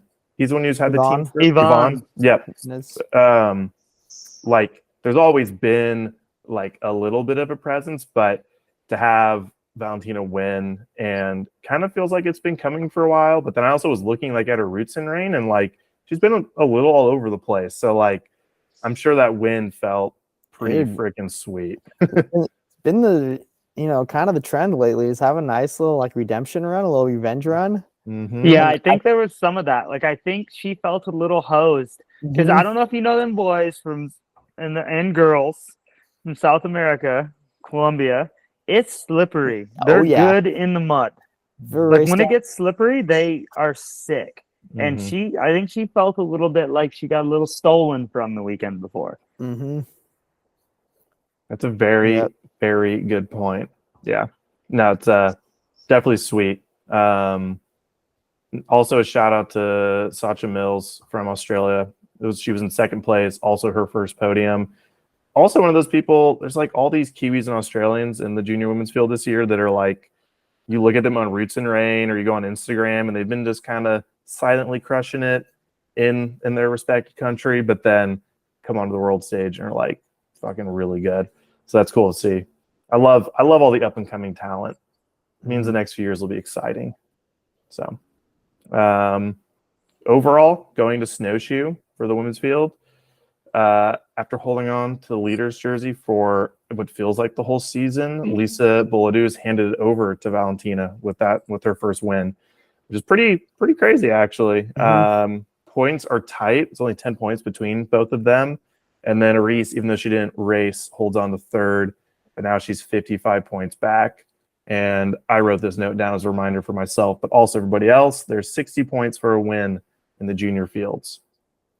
In case you're wondering, no qualifying points. Yeah.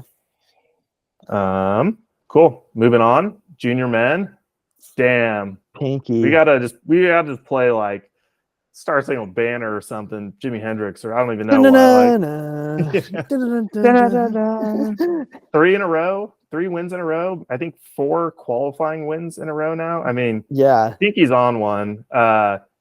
Because juniors race on the same day as elite qualifying now, that's the best way to compare times. He would have been 5th fastest in qualifying for elites, which is really insane. Crushed everybody by 3.7 seconds. I mean, what more can you say? It's what we us, especially being from SoCal. I don't even know him that well, but like expected a little bit. Like I would expect him to be doing what he's doing. He rides so fast. Yes. Like, done trail rides with him, hung out with him a little bit. He rides one very speed. fast. Yeah. Yeah. Definitely one speed. I think that shows because in Vital Raws, he'll be like what looks like second run of practice. And you're like, was that his race run? Like, what was that? Boy comes through cooking. Yeah. Pretty dope. John Moselle, is that how you pronounce his last name? I don't know who that is actually, but second for the Canadian, riding for Forbidden. Also really, really sweet. I mean, I looked on Roots and Rain. I forget what his best result was prior, but this was like by a landslide his best result to date. And pretty cool. Like seeing Forbidden up on the podium. I don't know if they've ever done that on World Cup downhill. I think they had a win or a winner a podium in the EDR this year. Yeah, man. Also cool to see. And then boy Metcalf, man, just comes back after his fourth in Andorra and was like, I'll do one better. Gets third place. You can't win the Labor of Love award twice in a season unless he wins a World Cup. I made that rule. I made that rule because we already gave it to him after Andorra, Yeah. which felt very fitting then. And I'm just hyped to. Did you get to talk to him after Andorra when you gave him the little Labor of Love award? I did. Actually, cool. I told him before he even knew on Track Walk. I was like, I don't know if you know this yet. You're $200 richer. He's like, what? I'm like, dude, Labor of Love. It's you. You got it. Vital's going to contact you, dude. You got money coming. That's Dude. sick. He was pumped. Yes. Oh, Still that's rad. an enigma around Jason and I. Don't know who he is, but I know. Dude, he's a smiley kid.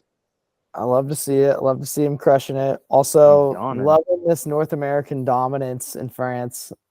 Yeah, dude. 1, 2, 3. Dude. North America does it. I mean, it's been a while, you know. Like, and I get just as hyped when there's Canadian racers up there as well. So, yeah, man, very, very sweet. What else? Oh, Kimi Viardot, French, in fifth. His best result ever as well. He had 2 sixth places earlier this year, but give a shout out. And then Cale Veoli, I believe it's how you say his name. Another racer with like a bunch of people this weekend had like standout results. He got 6th place. I think his best result prior was 17th.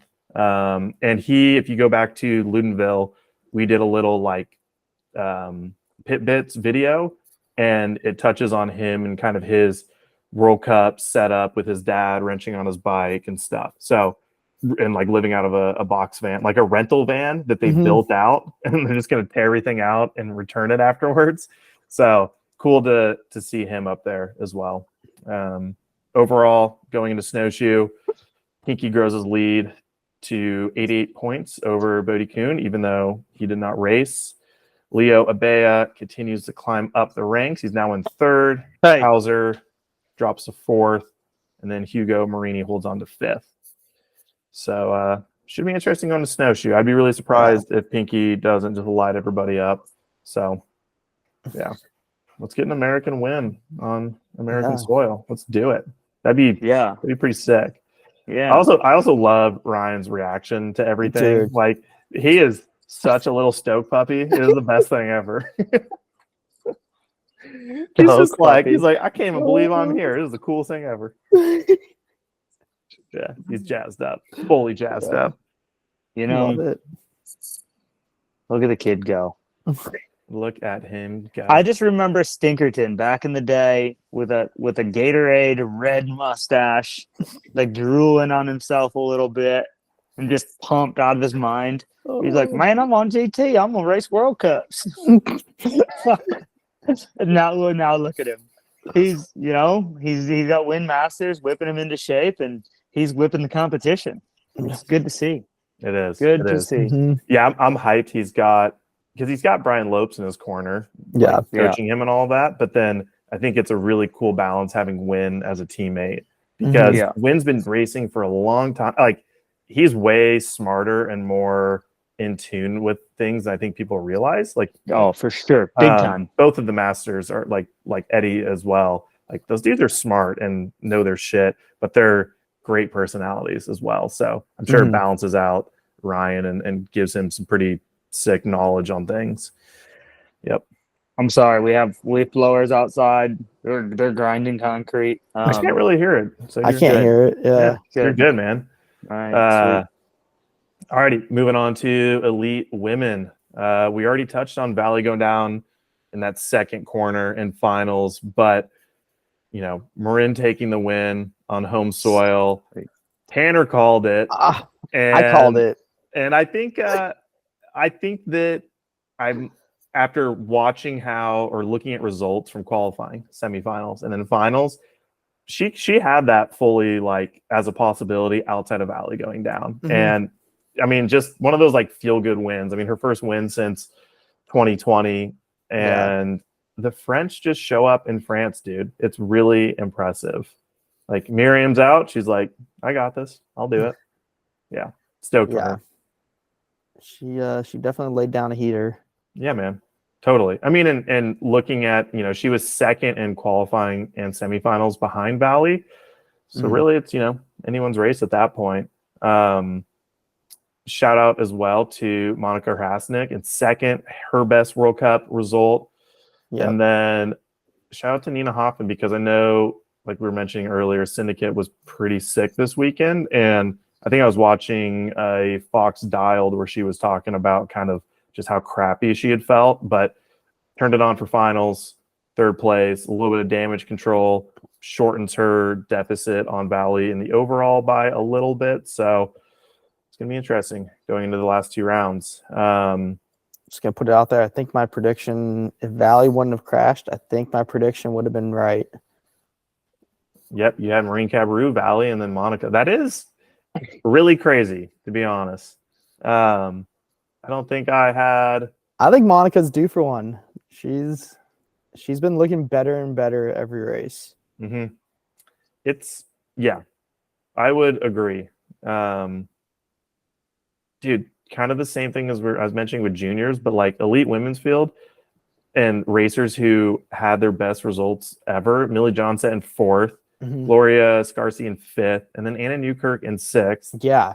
Dude, like, shout out to Anna, US love. Only 0.02 off of fifth, which she had some Instagram posts about it that was like pretty funny, just calling out that like, I'm so stoked, this is great, but also like I'm so bummed. I was almost on the podium, And you're like, it's one of those things where you're like, fuck, why does it always play out like that, She really gave it her all on that run. Like if you watch like the finish line, she's like spent.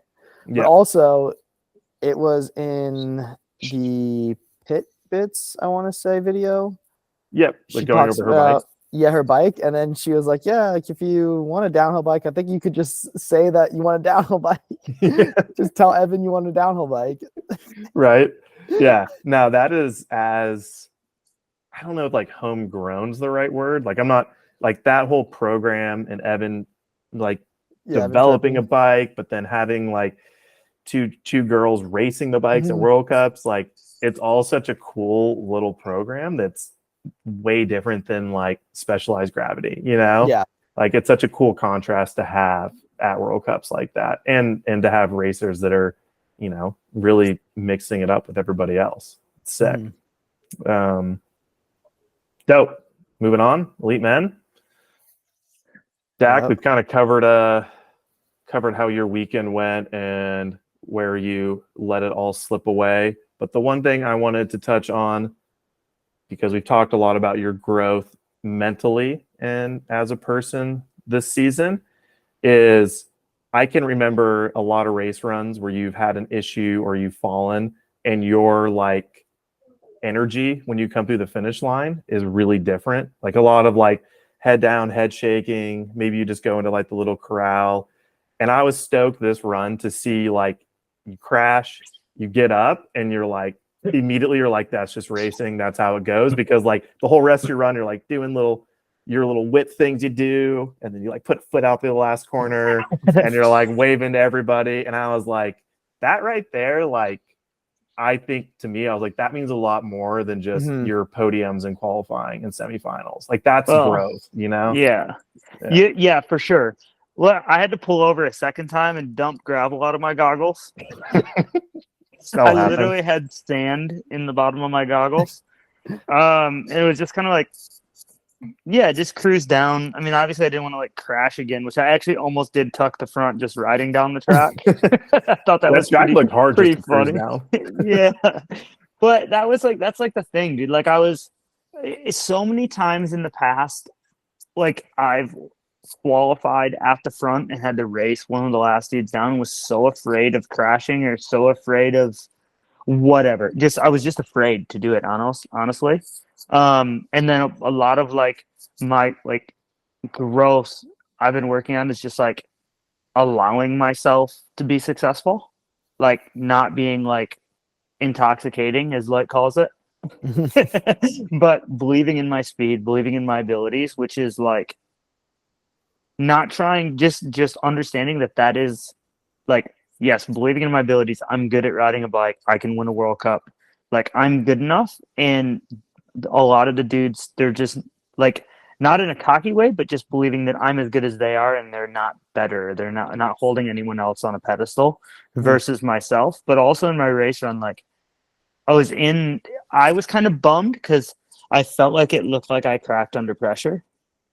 And that's that. And but then again, like literally started thinking that, and I was like, that's just me being insecure. So many weekends, like dudes crash, and you go, "Oh, that sucks," and then you move on. There's another rider coming down the hill directly after, so no one is like looking at you and being like, "Oh yeah, he cracked, whatever."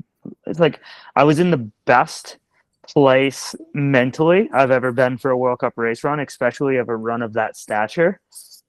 Like was in an excellent place and was absolutely like just good with being there. And I feel like because of that, I focused really well and executed the first corners really, really well. I felt like, and unfortunately, I was on the ground before I even knew what happened. It wasn't like I had any sort of a lapse of judgment or like a mental error.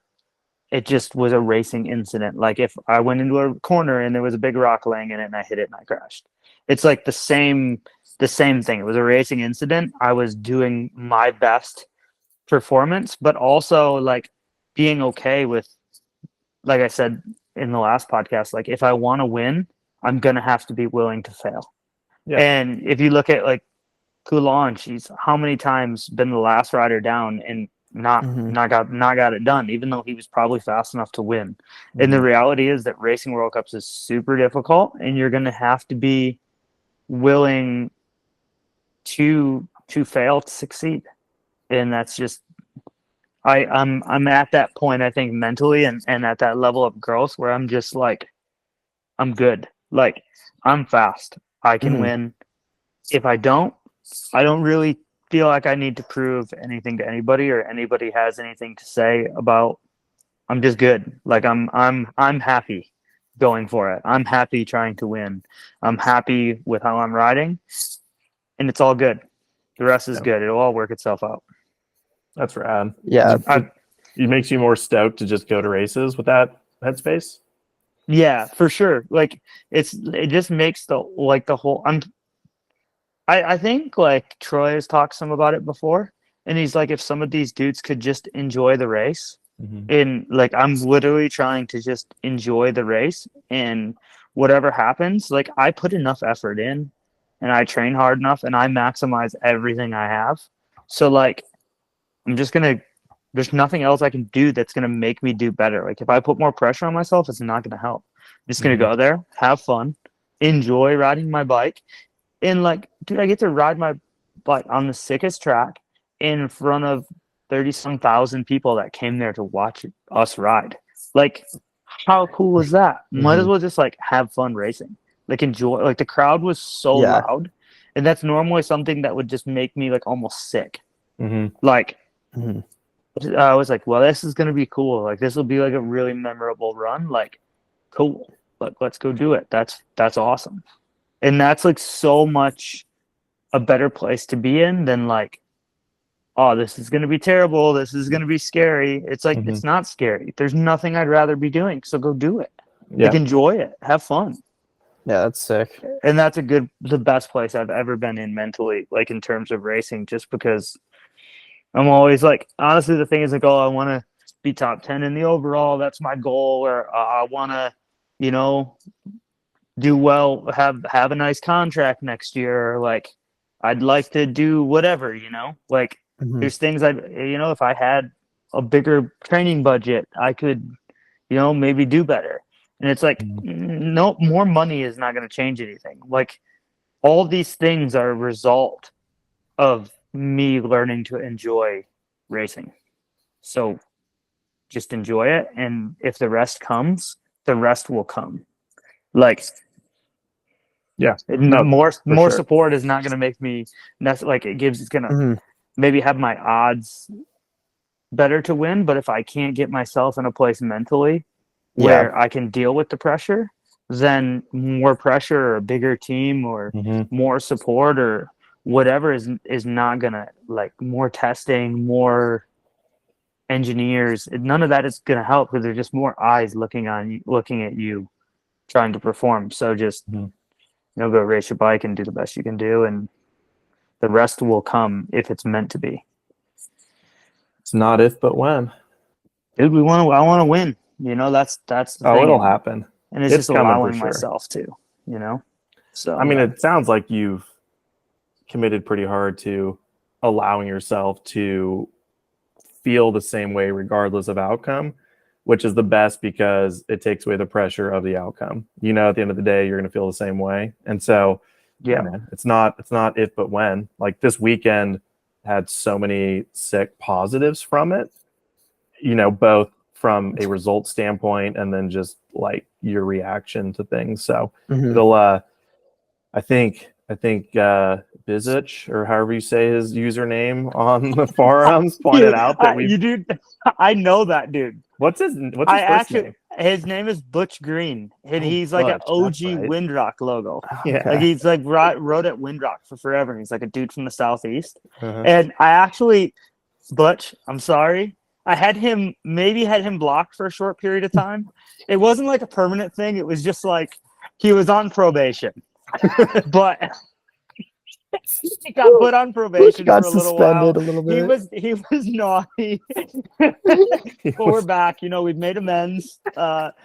Butch is awesome. And even Butch is positive. Butch is not positive about anything on the internet, and he's even been positive. So well, I was going to point out is that he made the point that we had 2 Austrian winners in Leo Gang, now 2 French winners in Leger. So now he's got to have 2 American winners at Snowshoe. You talking about me? Yeah, you can be one of them. Yeah. Yeah. You can count Frida too as an American. It's not. Yeah, right. It's not extra pressure. It's just it's how the code's been written for the year. So let me tell you, the code, it's embedded, it's in the system. I mean, it's just at this point. Press upload. All you do is just press enter. But if there's a track I could say I could win on, I don't think it would be Snowshoe. But at the same time, like, home court advantage, baby. Yeah, that's true, man. Get your boys out there moving a few rocks. Come on. It ain't cheating if you use your feet. Aaron Gwynn told me that. Listen, I've had enough struggles for moving rocks, whether they need to be removed or not. Well, all right, dude, it's good. It's good. That's that. Well, when you win your World Cup, we'll chat all about it. I feel like we got to give Benoit Coulange his moment of greatness right now for getting his first World Cup win. The king of planing wins in Morzine, essentially. So it's like, I mean, dude, he won all 3 on the weekend. First one to do it, quali semifinals, and talking about pressure. Shit, dude, that is impressive. After, I think it's the last 2 rounds that he was fastest qualifier, and then it didn't come to fruition with a win. So to have that little chip on your shoulder, and then all the pressure and being in France, and to do it by like a super small margin too. Like times were really tight this weekend. We won by 0.2. It was so sick to see. I did a little bit of roots and rain digging because I've been really caught up on the fact that if we're going to keep cutting the amount of racers in the elite field or making it tougher to race World Cups, you're just you're just making it harder to have racers in 10 years and have good storylines. And Benoit has been racing since roughly 2013 was like his first World Cup results, and was like back of the pack racer, first top 20 in 2015. 2016 was mostly in the top 30. 2017 has first top 10, but then in 2018 didn't qualify for 3 rounds. 2019 was back being like a top 50 racer.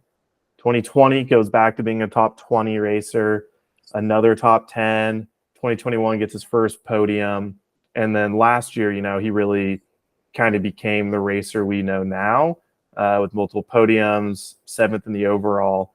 And like, it's 10 years, it's like 10 years in the making. We kind of talked about this, or you saw it with Andreas Kolb and Leo Gang, but like, if you go to 30, if Benoit's starting now, like, who's to say he doesn't give up on it, or he doesn't have the support to keep being a barely qualifying racer? Like there was so much hype around his win and everybody's so stoked around it. I just get so concerned that we're not going to have another Benoit in 6-8 years from now or another Dak.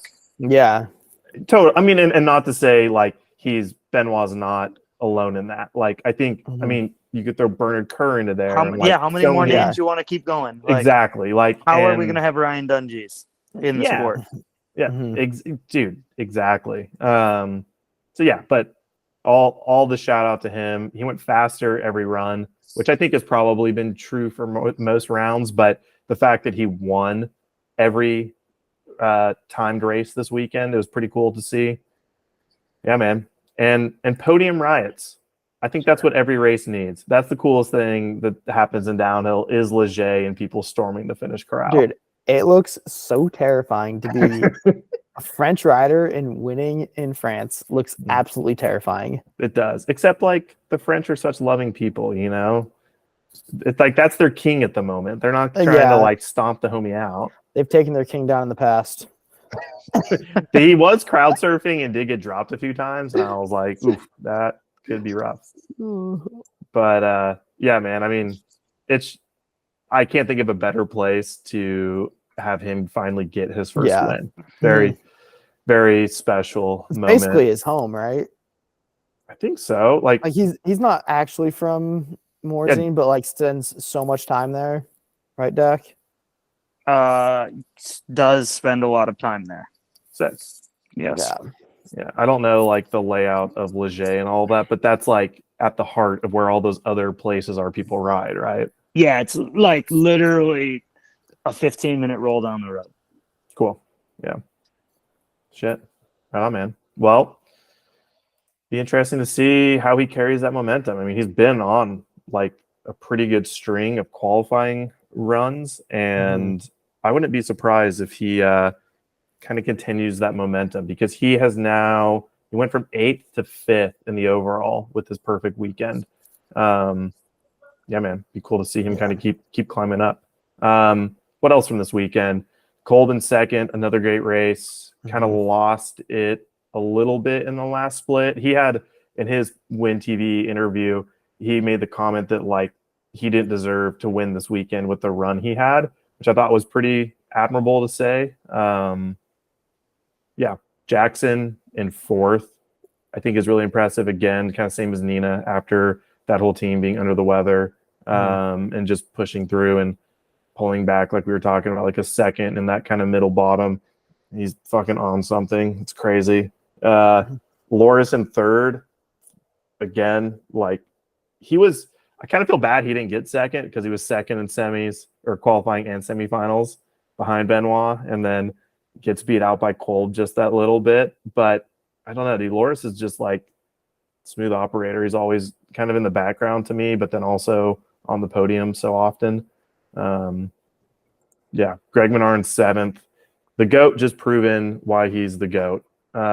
Especially after Andorra, where it was like, gets a little lucky with the rain, is what it is. I mean, there's no fluff around his 7th place this weekend. Like, that's just hard earned. And he made some comments in Win TV that, like, racing's just getting tough, and it's so impressive where the sport's at, and how like he just doesn't know if he wants to do it next year. And I thought that was kind of interesting because after, I don't know, like at the beginning of the year, it's like all this talk and commotion around, is Greg Menard going to race again? How long can he race? And then like you get through the season and you expect to have him at the races. But I wouldn't be that surprised if we hear a retirement announcement maybe after this season. Mhm. I don't know. Speculation. Silly season, as they say in Moto. And then same as all of the other classes, dude, a whole list of dudes that had their best World Cup result either this season or ever. Well, Dude. maybe not ever, but definitely on this season. Yeah. Thomas Stack and 10th. That was sick. Super sick. Like What's his name? Billy? Is that his nickname? Is that what he goes by? Oh yeah, send it, Billy. But also he's Flying the flying chicken. He is the flying chicken. It's been like so to what speak. feels like all season since we've got to talk about him. And I'll say it again. I say it every time. I can't wait to see him become a video part rider because he's so sick. Dude, he Yeah, is, super and sick. he's a World Cup downhill racer. He does both. It's true. But I need more videos. That's all I'm saying. I still like watching his race runs too. I mean, of course. Yeah, you're right. It's like Cade and Yeah. Brendog if Brendog wasn't Mhm. Death Grip 2 life. But Brendog's on the start list, the wild card list for Rampage. So I just saw putting out that. there. Very interesting. He was also really close to qualifying this weekend. I know. He's got to be just like so fucking over that, like not qualifying. I mean, it's like he's got to be over it, but at the same time, like he understands. I think that he's not putting in the time. I rode a chairlift with him. That's cool. How was it? What do you say? Was he death gripping the safety bar the whole time? Just staying in headspace? I think there's some death grip stuff happening right now as we speak. If you're watching his Instagram, maybe some Leger action for the death grip, which is pretty sick. It's not. You just got to keep an eye on that. That one's not hard to figure out. And he said that. I mean, I don't know if he's gonna do many more World Cups. And he thought that he just wasn't doing it for him. I mean, dude, he's been just racing wasn't doing for it for so him. long. I mean, Yeah. another racer doesn't need to do World Cups necessarily. It's cool to have him there, but It is sick to see him at a few rounds a year. Yeah. Even if he's not making the qualifying, it's still sick to see the Vital Raw clips and everything. totally. Oliver Davis, 15th, 6th in Yeah, quali, sick. 13th in semis. Just all. another sick result. Another racer that not really didn't really expect to talk about him too much this year, and here he is, just showing up again and again at the top of the results. I think it's If really he keeps beating me, it's gonna be bad. We're gonna have to have a talk. Me and A him. little He sit down. might be cut off the training program. I'm gonna have to be like the Men in Black and just come up with a thing and zap his memory of all that we've done together.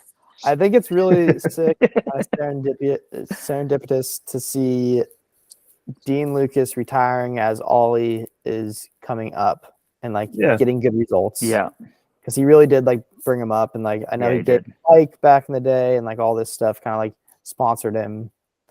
That's cool. I didn't know about that. Yeah, it's super cool to see Ollie kind of getting good results now, and then it's Dean. torch. I'm sure Dean Torch has feels been like passed. my job has been completed in a sense. I just like that you used serendipitous in the sentence. You like that? Yeah. Word of the day, everybody. Vitals B practice word of the day.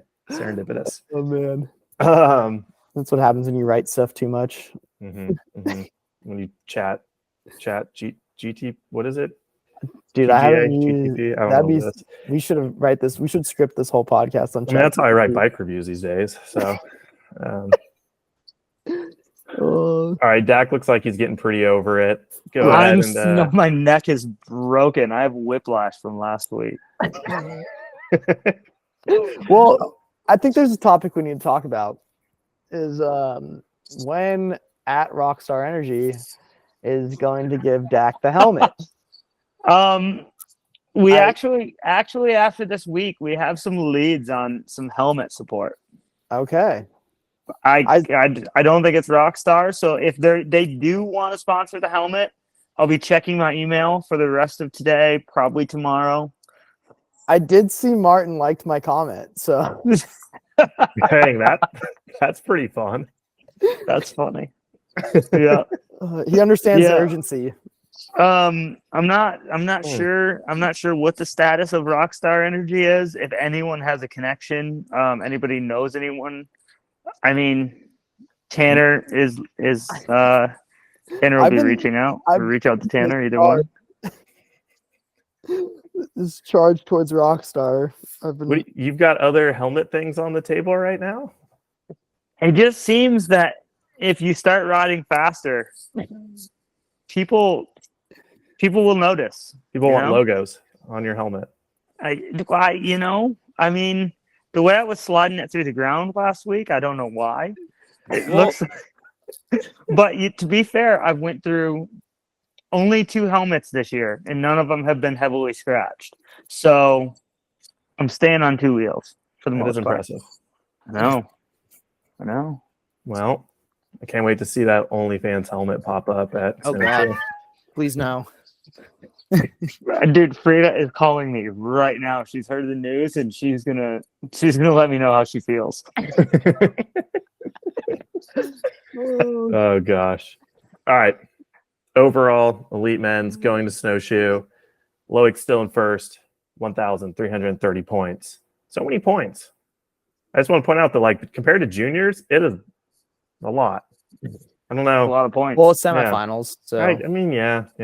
we just have whatever. more point grabbing opportunities. I just feel like it's not as tight. Whatever. Jackson jumps back in a second, 57 points back with 1,273 points.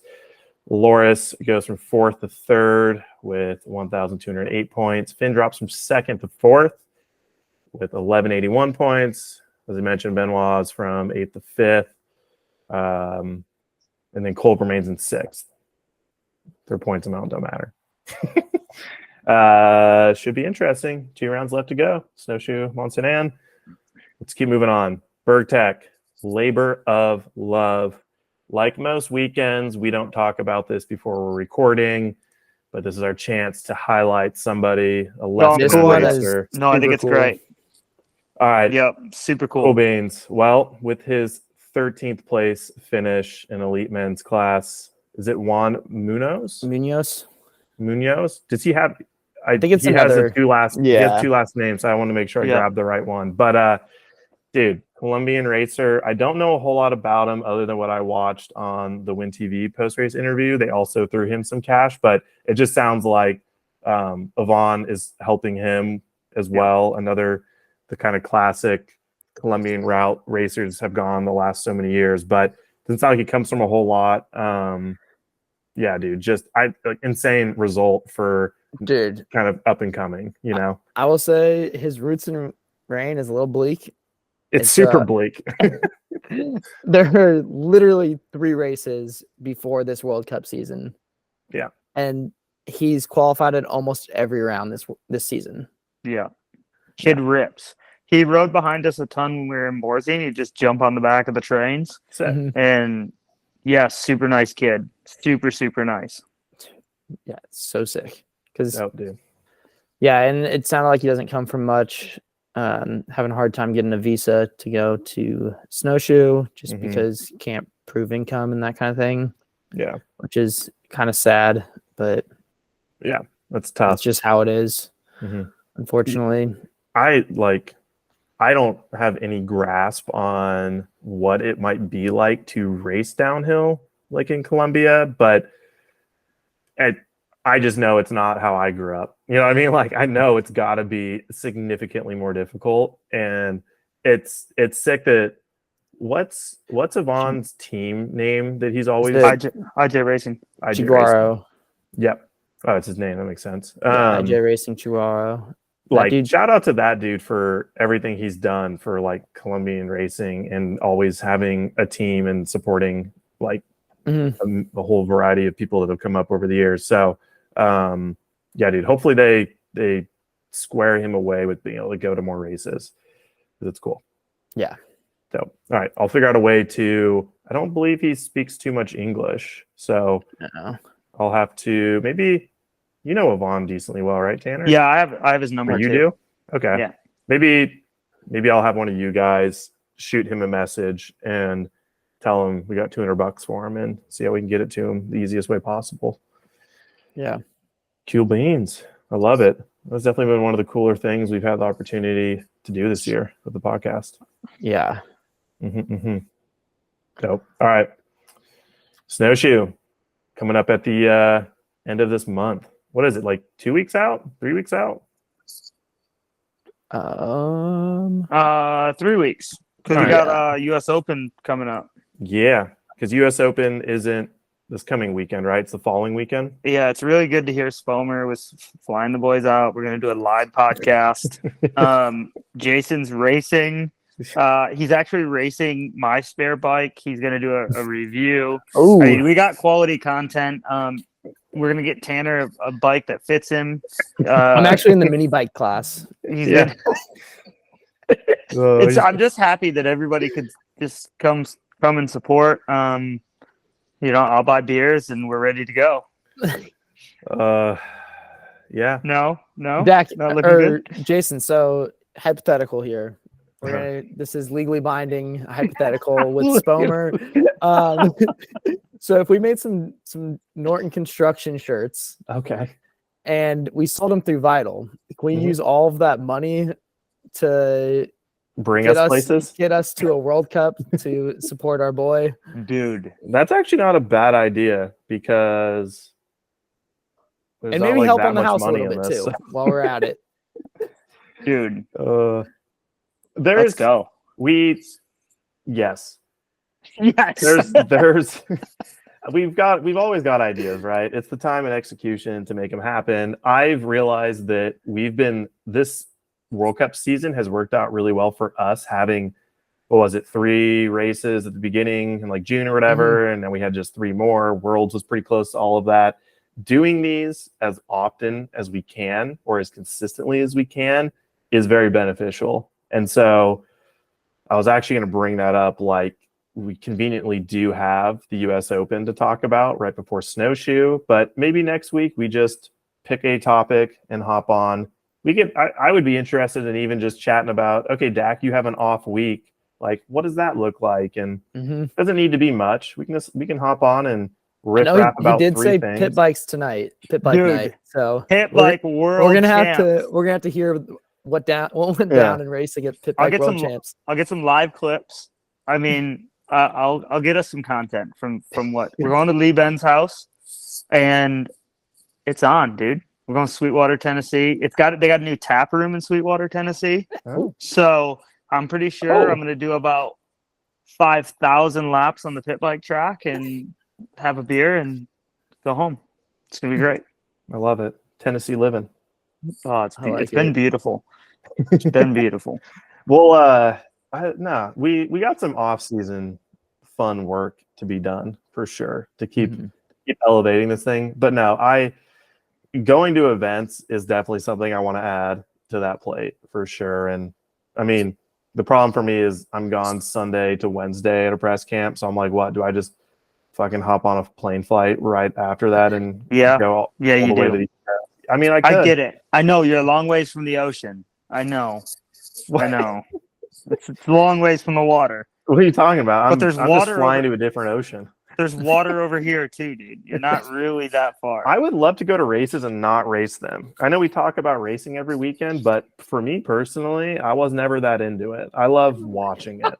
So racing's really stressful, and I wasn't good enough to deal with the stress. So it would be awesome to go to races and just hang out with everybody and document it and do some fun shit. So who knows? Maybe we figure out a way to just fucking boot out there for the weekend.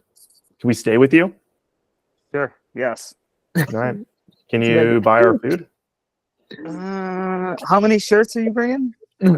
Now the shirts will come after. This is one of those things where you need to upfront it, and then we'll reimburse you. Yeah. This is classic. This is classic media shit. I've heard this before. It's not a scam.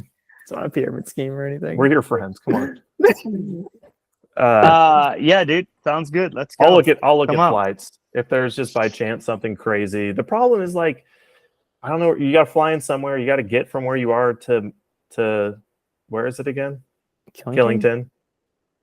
It ain't that close to things. There's factors. Is there a new track? Listen. Just hit up Hervey and let's just grab the van like old times. We're gonna throw Stu in. How about this? We have Simone and Stu drive the van out and they pick us up from the airport. I've graduated. I ain't driving across the country no more. I did that 6 or 7 times. We're good. All right. Well, we could have talked about Snowshoe World Cup maybe a little bit, but let's plan to do something next week and something after US Open, and then we can cover Snowshoe in a couple weeks when we're closer to it. How about that? Sounds like a plan. How Let's do about that? Because you got 15K to make. You got, you got a driveway to pour concrete on or something. You got to make some money. Mm-hmm. Dude. Yeah, I do. I got houses to finish. Got jumps to build. Yeah, multiple. I got jumps to build. I got houses. No, I don't have multiple houses. Dude. I'm just trying to finish the one I have. And let me tell you, it isn't exactly big. It's more like a shed. Oh, calm down. Yeah. You got a sauna yet? No. But dude, 15K can buy you a sauna. If I win the US Open, I'm buying a sauna. You better believe it. You know what I just remembered? When you won the US Open last year, that was supposed to fund a trip out west. Yeah. Mm-hmm. And that could fund a trip for us out east now. It could. It would be a cheaper trip for us to be out east, maybe Tennessee.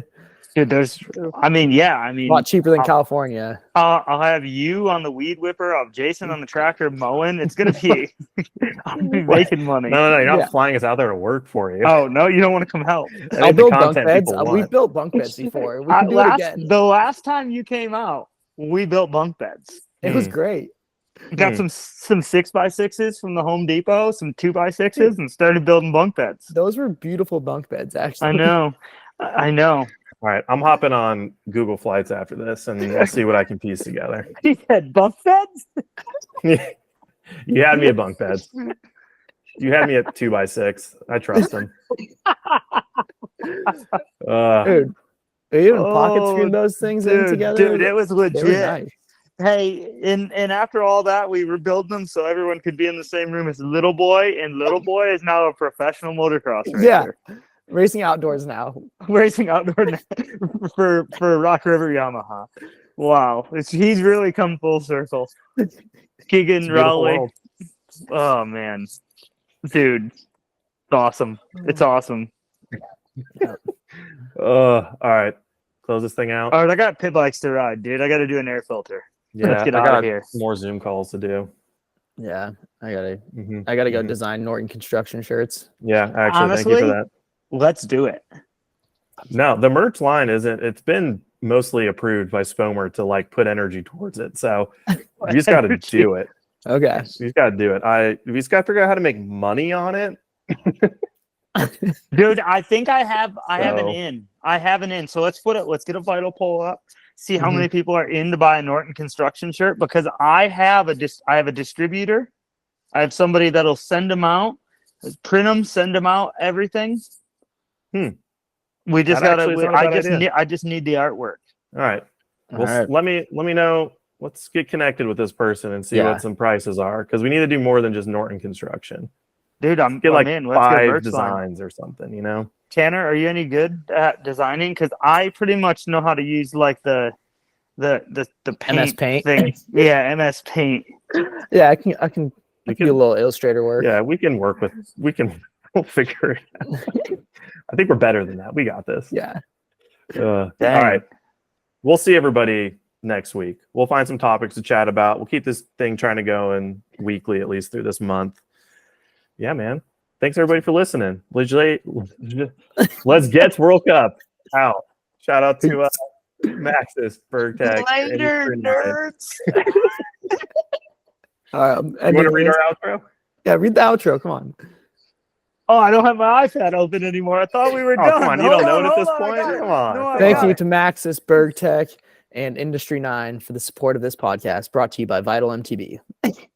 Wow, See everybody next week. That was really good. See everybody after Snowshoe, except after U.S. Open.